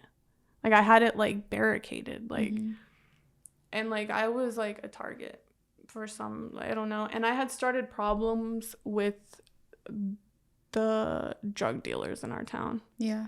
Because my boyfriend was an addict, you know. And how it goes with drug dealers, especially when people are addicts, like when it's convenient for us, you'll get it, you know, and when it fits in our schedule and all that. I'm not that bitch. I started going out of town and getting my own, getting it for him because I'm not going to see him be sick because you're too lazy to leave a slot machine or something, you know. And so they didn't like that. And I started telling him, don't come around my fucking house. I don't want this shit around my house because I wanted him to like quit, you know. And I started all that like trouble before he left. Yeah. So once he left, I felt like since I was like even more so alone, they were like game on. Right. And so I would find like 40s in my backyard. Like people would like put shit in my yard and tell people, oh, go fuck with her. Or I don't know what the deal was, but there would always be people hop in my back wall. And I remember his sister was there with me for a while. And like, I know that she knew like some things that were up, but I was extremely, extremely paranoid. Yeah. So something little, I was just blowing it up. And it got to the point where I would fucking just sit in the front yard with my gun. Like, just, I'm not scared, motherfuckers. Like, pull up. And I knew that, like, I had to get out of town. I got a restraining order on this one bitch because she was, like, a dealer and I didn't want her coming around. And it was to the point where, like, she was always around my house. It was weird. So I chased her down in a car one time, like, almost pinned her against a brick wall. It's like, stop fucking coming around my house. I don't give a fuck that my boyfriend's a heroin addict. I'm gonna call the cops on you. Fuck you, bitch. Like, you're lucky you're not out of the car right now. Yeah. Like, and this bitch has always been weird. I grew up with her and she's just a fucking weirdo. So like it was getting closer to the court date or whatever. And I, like, at that point, I had already told his sister, like, I don't want you to be here. Like, it's not safe. Yeah. Like, you have to go. You have to take your dog and you have to go. Like, I'm not mad. You did nothing wrong, but I don't want something to happen to you. Uh-huh. And I remember, like, she left or whatever, and then that night I didn't sleep or nothing. And I packed up all my shit, basically, all my important shit, and I abandoned that house. And I fucking had, when my parents, like, went into the house, I had like, couches against the door and, like, the house barricaded, all crazy. Is that why you went to the mental hospital? Almost. Okay. I decided, I have a friend, it's my cousin's best friend, so I call him my cousin. In Colorado, he's like, you know, come out here. Him and my other friend, they were like, okay, you're clearly going through something, but we think you're having, like, some type of spiritual awakening at the same time, because I don't care what people believe in, but at that time, like, I've always been religious. I've always prayed and all that. But at that time, like, I felt like God was communicating with me more directly, and, like, it was very overwhelming. And the fact that, like, I was going through something mentally. Yeah. From all the shit in my life that I never took care of. Right. And so I went out to Colorado, you know. I was convinced people were chasing me the whole time. I really feel like I was being monitored by the government at some point. Mm-hmm. Only because, like, I'm very aware of my surroundings, and just when I was traveling out there and stuff that happened, I don't know if it was related to that case with the drug dealers and all that. It was just a restraining order thing, so I don't know. Yeah. I don't know if it's because I had been putting on my Facebook and OnlyFans and every little thing that was happening to me. This person followed me from here to here. This suspicious car has been hanging around my house, like, everything on social media. So I kind of think maybe some type of police force or something was monitoring me for my protection, almost. I don't know. But also in the back of my head, I'm like, oh, they want to fucking arrest me because I've been selling weed to kids and shit like that, which honestly they don't.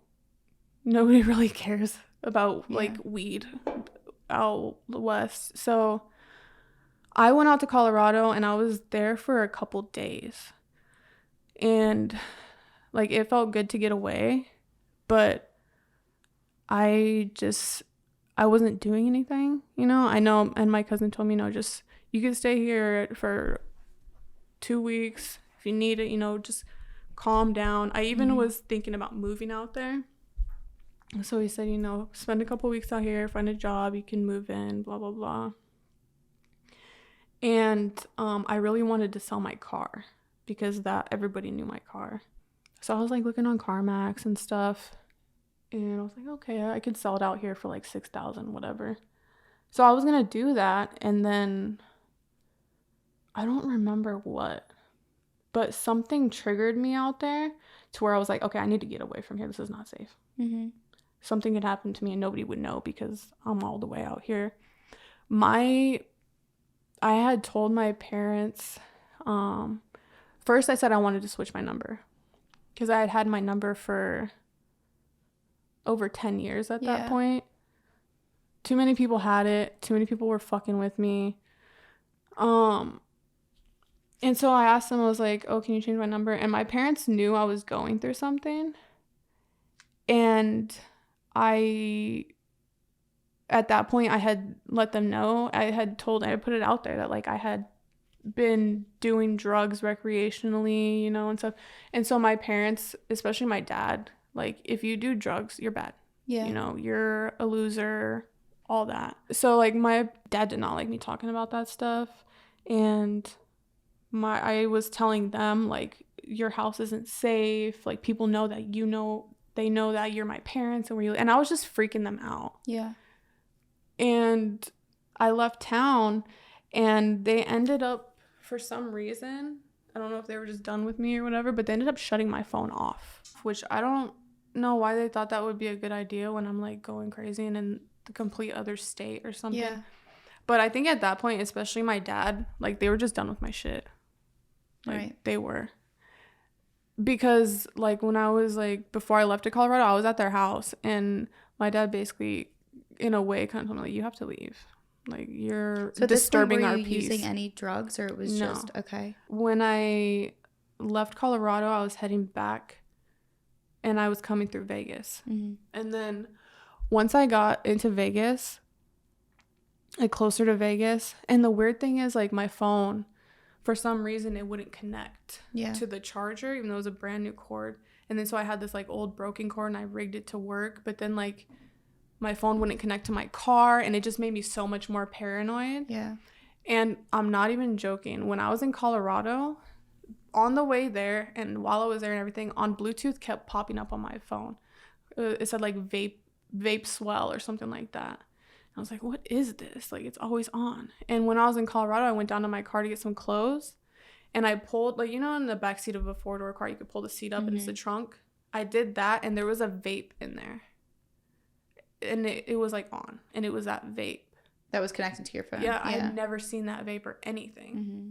And in my crazy head, I'm like, somebody put it in there to, like, track me. You. Yeah. Which, I don't know. Like, it could have been with good intentions, could have been with bad. I don't know. So at this point, you and your boyfriend were not together. You were, like, kind of going different places, like your parents and then back. Yeah. But this was a short time period. This was, like, I don't know, maybe, like, within a week. And on the way back from Vegas, I swear, like, I was like, they're switching the signs to fuck with me. Like, the sign that said Tropicana, to me, I said tropical. Like, I was, like, losing my shit. And then so, like, I'm getting off the freeway more into town, and I'm, like, in the hood at this point. It's like the end of Henderson. Like, there's not much hood in Henderson, honestly, but it was starting to get a little ghetto. It was, like, right outside of Vegas. Like, basically, you could be driving and you're in Henderson, on the next street turns into Vegas type thing.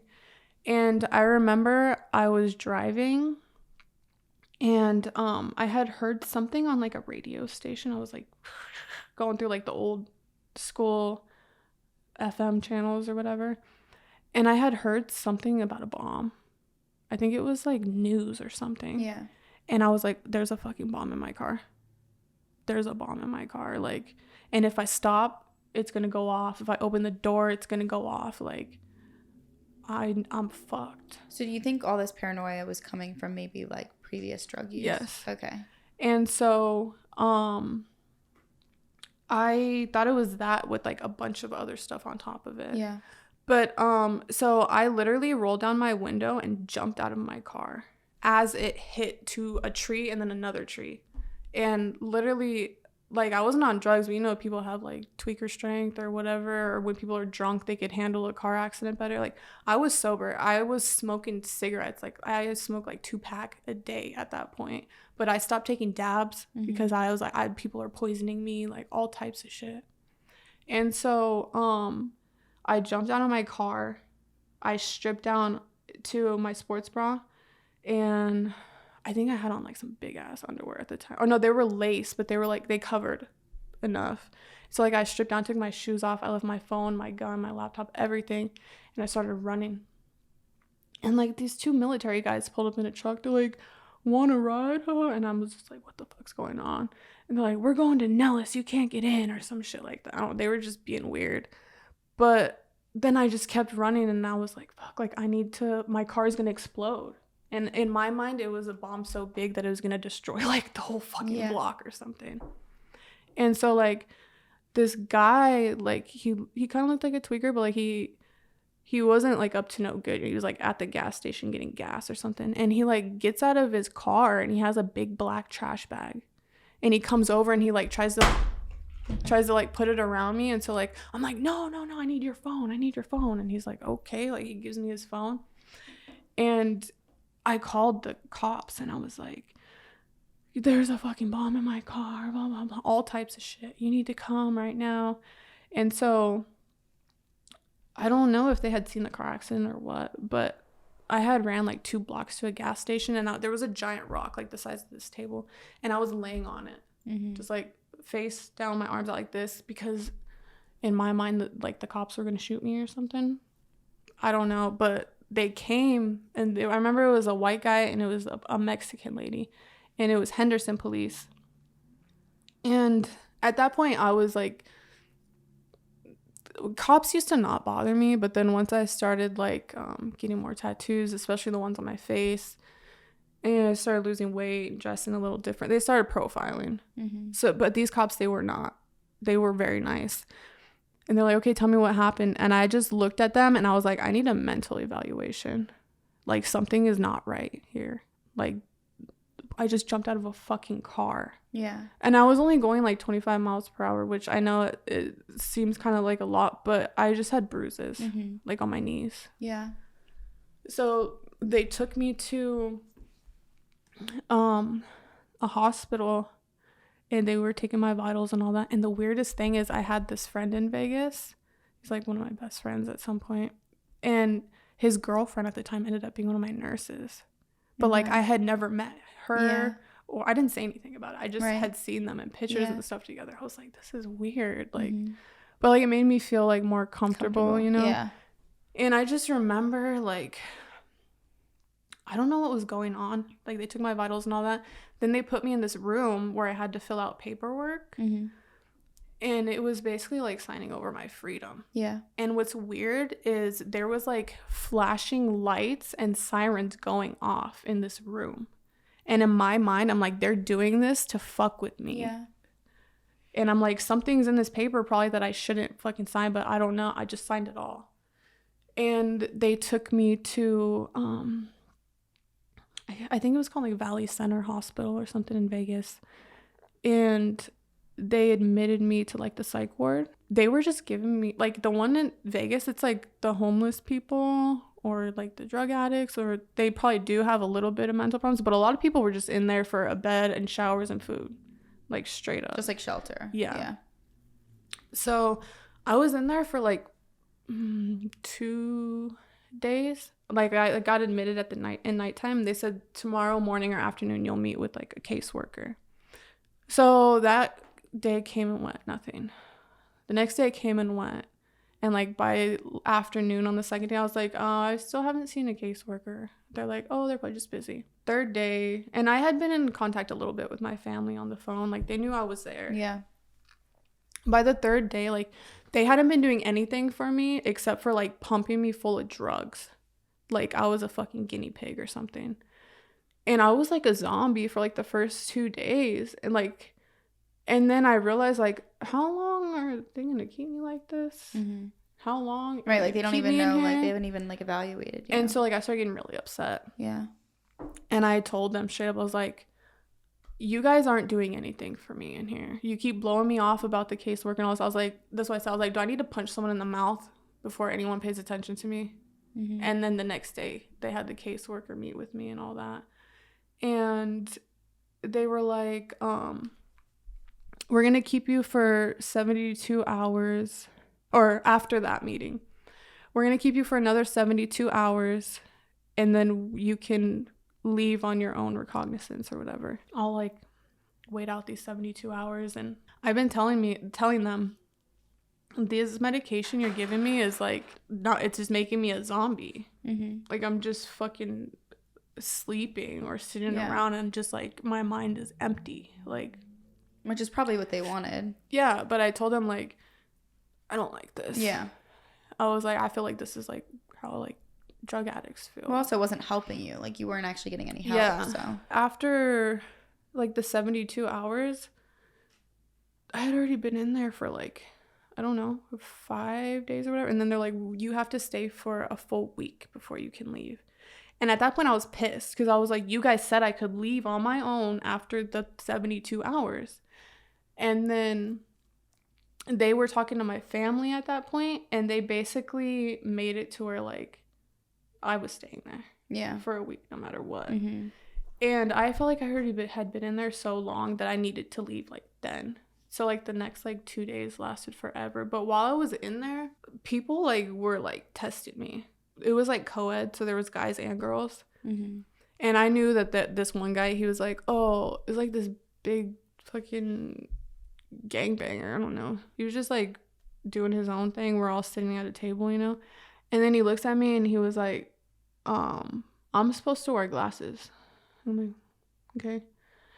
he's like, they didn't let me bring mine. Give me yours. And I was like, no. Like, the fuck? And then, like, he kind of sounded like, okay, well, she's not going to fucking just, like, do whatever. Like, she's not scared of me or whatever. And then, so, like, he started, like, trying to sit close to me and shit. And, like, I told them right away. I was like, this guy is being weird, whatever. So they, like, kicked him out or something. But then, like, another girl came in. And she came in there for, like, she scratched one of her tattoos with, like, a fucking safety pin or something. I don't know.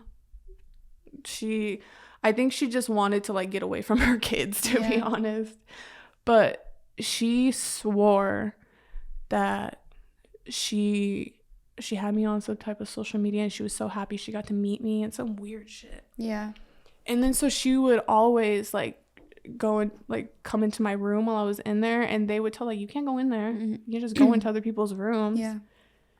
And it was just really weird because she kind of had me convinced that, like, maybe she did know me or something. So when you were there, did they diagnose you with anything, or it wasn't like that? You just basically stayed there for a week? Well, I only talked to, like, a therapist or whatever. It wasn't, the case manager was different from, like, the little therapist or psychotherapist or whatever, psychiatrist. But they basically psychosis off the bat. And then they diagnosed me with bipolar depression, which my mom has said, like, she's thought that I've been bipolar my whole life. I low-key think my mom's bipolar, and my grandma, like, was out there. Yeah. And she was, like, a pill addict too, so, like, it was, like, I kind of just probably should have dealt with this sooner in my life. Yeah. And I never did. So they put me on 2 medications, one in the morning and one at night, and I've been on them since then, and this happened in 2021. Okay.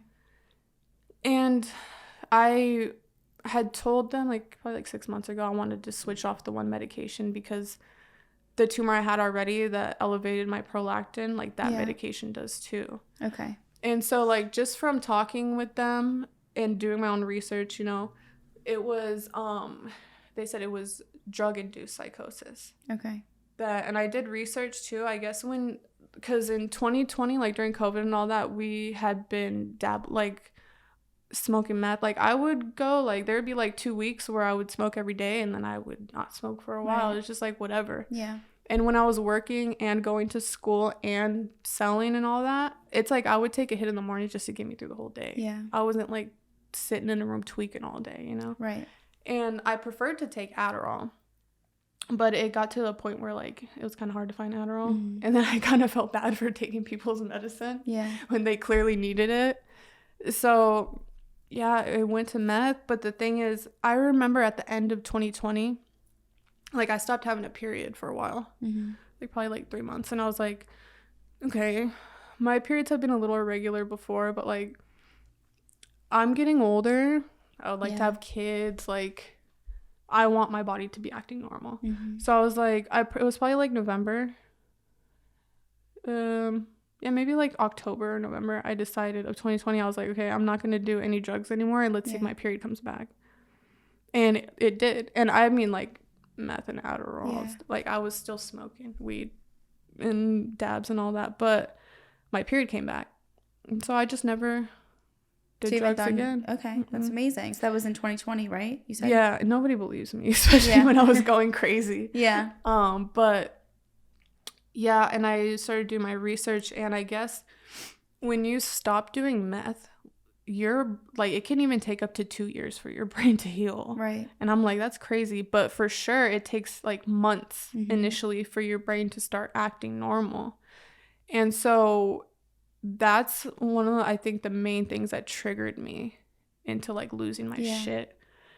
And like I said, just going throughout life, not because I was a fucking angry teenager. And even as, like, a young adult, like, he's 24, like, my boyfriend's 24, and, like, I tell him, like, you have a fucking attitude, like, but I realized when I was his age, I was way worse. Yeah. It's like, I feel like it's normal, I guess, but yeah, it was just trauma and mental health and everything piled up, and I didn't take care of it, and so, like, I just reached a breaking point. Right. So I was taking the 2 medications. I still am. And then when I got out of the mental hospital, I was like, okay, I need to go back to work and all that. I was not right till like, it took like over a year for me to like, and even now, like, I think it has a lot to do with my hormone imbalance, but like there'll be days where I'm just like crying for days for no reason. And like, so like I'm getting to the point now, like I went to the doctor last month to refill my prescription every 3 months. And I even thought about telling him, like, I don't want to take them anymore. Yeah. But I'm just going to wait. Right. Wait a while. When my boyfriend gets off his methadone and stuff like that, I feel like it's something, like, kind of do everything all together. And then you guys ended up rekindling shortly after that? I remember when I was in the mental hospital, I was so, like, detached from the world. It was kind of like jail, but I could still call people for free. And I was very detached from the world, so I thought that like nobody even realized I was gone or whatever. No, it was like all over my Snapchat and stuff, like, where's Bay lady, like she's missing and all this shit, because I was gone for like a week. And my memory is bad, but I'm pretty sure he was tripping too. Okay. And yeah, it just like he was staying where he could, I know he was with his mom for a while, and I was like struggling. I couldn't really hold a job. Tried to go back to McDonald's. I only lasted 1 day because the new manager like called me a cunt, and I was like, I'm not dealing with this. And then I got a housekeeping job. Yeah. And I was doing that for a little bit, and then I was on a walk. Like my mom knows some people in Metro, so like I think somehow they were aware, like the police in Laughlin, that like I went through some shit, like mental issues a little bit. But I was like walking to the river or walking to these apartments, and then I was gonna go to the river or something, but me and him, he came to my house, and my dad basically was like, he's outside, you need to tell him to leave. Yeah. Blah, blah, blah. Because at that point, they had found out he was doing drugs, and that's just, like, big no. And they're like, you need to tell him to leave. And they're like, my dad said, if you go out there and talk with him, then you have to leave too, basically. So we were walking, like, down to town, decided I was going to go to my friend's house or whatever, and I wanted to go to the river. I just wanted to get away. And we ended up like screaming at each other or some shit on the highway. And he tried to take my phone or something, but somebody called the cops. And then the cops come, and I'm fucking crazy. I'm like, don't shoot me, blah blah blah. And they clearly think we're on drugs. So because I was being so rowdy or whatever, the cop literally threw me on the asphalt, like manhandled me. And it's like the middle of summer. Yeah. Or the beginning of summer, 110 degrees probably. And just, threw me on the ground, handcuffed me. I was on my period. They put me in the back of the squad car, and I was in there for a while, and they were digging through my shit, thinking they're going to find drugs and stuff. My iPhone was a iPhone 11 Pro or something. I paid at the time, like when it was all said and done, the phone cost me like $1,600, Phones are expensive. Well, this cop decided he was going to take my phone, act like I never had a phone. Yeah. So that was traumatizing. And then they decided to call paramedics and have us taken to the hospital. And it was just a really weird situation. Like, they were literally fucking with us. So when I got home, like, I didn't leave the house for a while. Like, I was scared to even leave. Right. I was like, the cops are just going to fuck with me. They still do to this day. I'm like normal now, like, hey guys, and no, they don't care. So yeah, it was just like really hard to like get back to normal. So I was just wandering around town a lot. I would go to the river a lot. I was just like always walking. I just didn't want to be home. Like, I would just go sit in the desert, like in my own head, and like I was on my medicine, but I was not okay. Like, I didn't even like become like okay and start feeling like almost normal till like last year. Okay. Like the end of last year probably. Because even at like the job I work now, I remember when I first started it, and I've worked there for like a year and 3 months. Mm-hmm. I was really depressed. Yeah. Just like sad, because I had built such a good life for myself, and I always had everything I needed, and I always had more than I needed, and I was a hard worker, and I took care of everybody and everything. And then going to have nothing.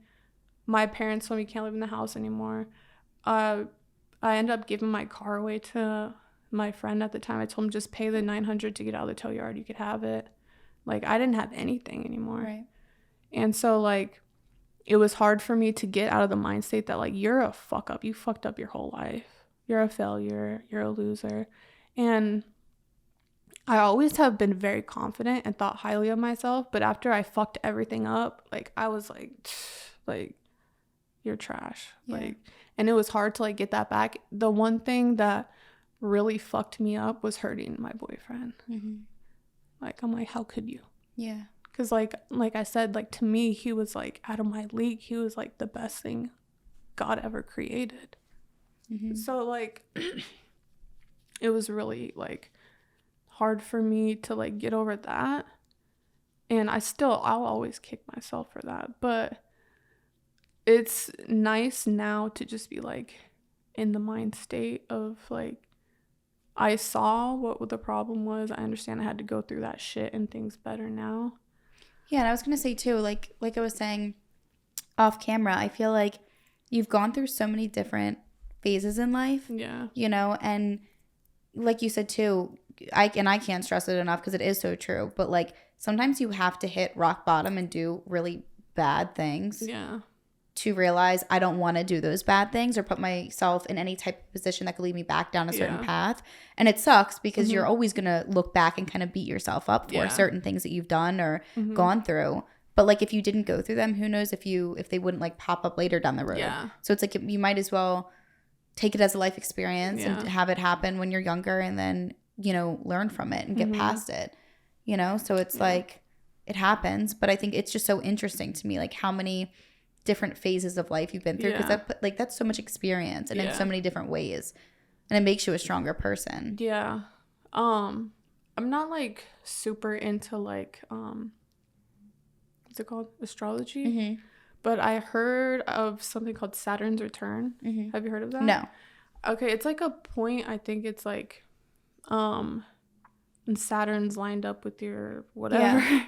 But it's like from the age of like 27 to like 31ish, where you fucking go through it. Yeah. And you're like you question like your life's purpose and your existence and all that. And that hit me right when all of this other shit did too. And so, like, I really have felt like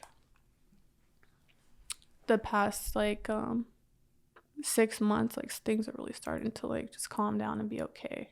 Good. We're starting to, like, get back on track. Yeah. The fact that, like, he got on methadone and is, like, sticking to it, and, like, 40 milligrams is not a lot. You know, like, he goes down a milligram a week, so, like, 40 weeks he'll be good, you know? Yeah. So it's like that in itself is just, like, enough for me to like be so excited about life. So what are you, as far as like now, like, where are you living now? Are you with your parents? Yeah. Or, okay. Yeah. And which I feel like isn't the worst thing if it it keeps you, I feel like, maybe grounded in a way. Yeah. Even though I know parents can be annoying. Yeah. But it's like, I feel like it's good for you if they're so against that lifestyle, because it almost keeps you like, okay, I want to make them happy too, and it's better for me. And they didn't like him for the longest time. And now they're okay with him? They're getting better. That's My good. dad's just stubborn. Yeah. It's kind of hard though. Like, he literally told me a couple days ago, like, I just don't say a lot of shit anymore, especially like to my parents. I'm like, there's no point. Yeah. And he was like, so do you just like pretend all the time? Are you acting? Like, what kind of life is that? And it's like, it kind of hit me, and I was like, it kind of does feel like that. So I'm just looking forward to being us together and like being able to just speak my mind without hurting anyone's feelings, because my mom gets triggered really easily to crying and stuff. So I don't say anything. I keep my thoughts to myself. Right. Really. And too, it's like you're aware of your surroundings and people and things, and sometimes it's like, it sucks when you can't just be yourself and say whatever, but at the same time, it's like you know what your goals are and where you're trying to go. So it's like, for right now, I'm doing this, but I know where I want to be, and you know, you'll eventually get there for sure. Yeah. But and I know that this year, and like it's just gonna be better and better real quick, because I work at like a gas station convenience store. You guys don't have them out here. It's called Maverick. Yeah. And it's like a kind of like a 20-minute drive from my house, or more, honestly, 25 to that, because it's in like Arizona, but like Fort Mojave. And they're opening a new store in Bullhead, so like I'll be able to ride my bike and take the bus. So like I'm just excited. I know like so many things are just gonna line up. Well, that's amazing. And seriously, I think your life, because it's obviously it's your life, so I feel like you view it differently, but like so much has happened and you're still so young, and I feel like that's like no, like I pluck out white hairs every day. Well, listen, it's just like, it's crazy to me, because I feel like you have so much, like I said, like experience, but also just like it literally feels like different little lives that you've already lived, and now it's like that doesn't, like, I feel like you learn from that, but that doesn't, it doesn't have to be a reflection of where you're going, but it has taught you so much that you learn so much from it. And it gives you all this experience to know what little things about yourself and about life that you want to take, and stuff that you want to be like, okay, I'm going to leave that behind. I learned from it. I did it, but we're moving forward now. But seriously, it was so interesting and very intriguing. I have like said before, like I kind of have felt like my life somewhat has been like a social experiment. Yeah. It's like, let's see like what life is doing this, and like switch it up over here. And it's been crazy. And even now sometimes like, God, I just wish I was like selling weed and wax, like be so much more comfortable. But I'll never go back to that, because it's just like, I just want to do my own thing, live in our own little bubble. And be safe too, because you don't want to ever feel like like I said, even that you experienced what it felt like to be paranoid and feel unsafe, and you don't want that either. You don't want to bring, because it's any form of negativity you don't want to bring into your life anymore.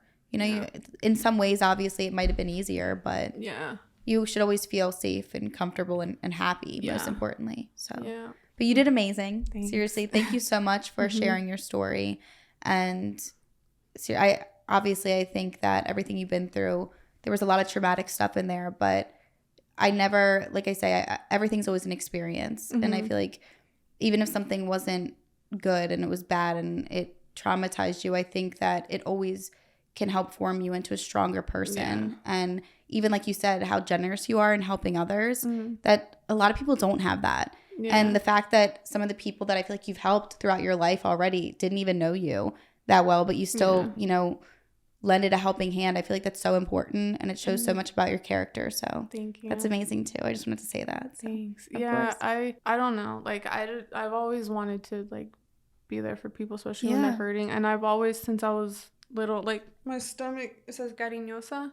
It's just like somebody that's like loving and affectionate, and like that's just how I've always been. And now like I've gotten to the point where like I have, instead of trying to spread myself thin for everybody, I have just me and my boyfriend and my family, but I want to just put everything and all my love into just us, and that's what I've been doing, and life is a lot more fulfilling. Yeah, that's amazing. Seriously, thank you so much. You did incredible. Seriously.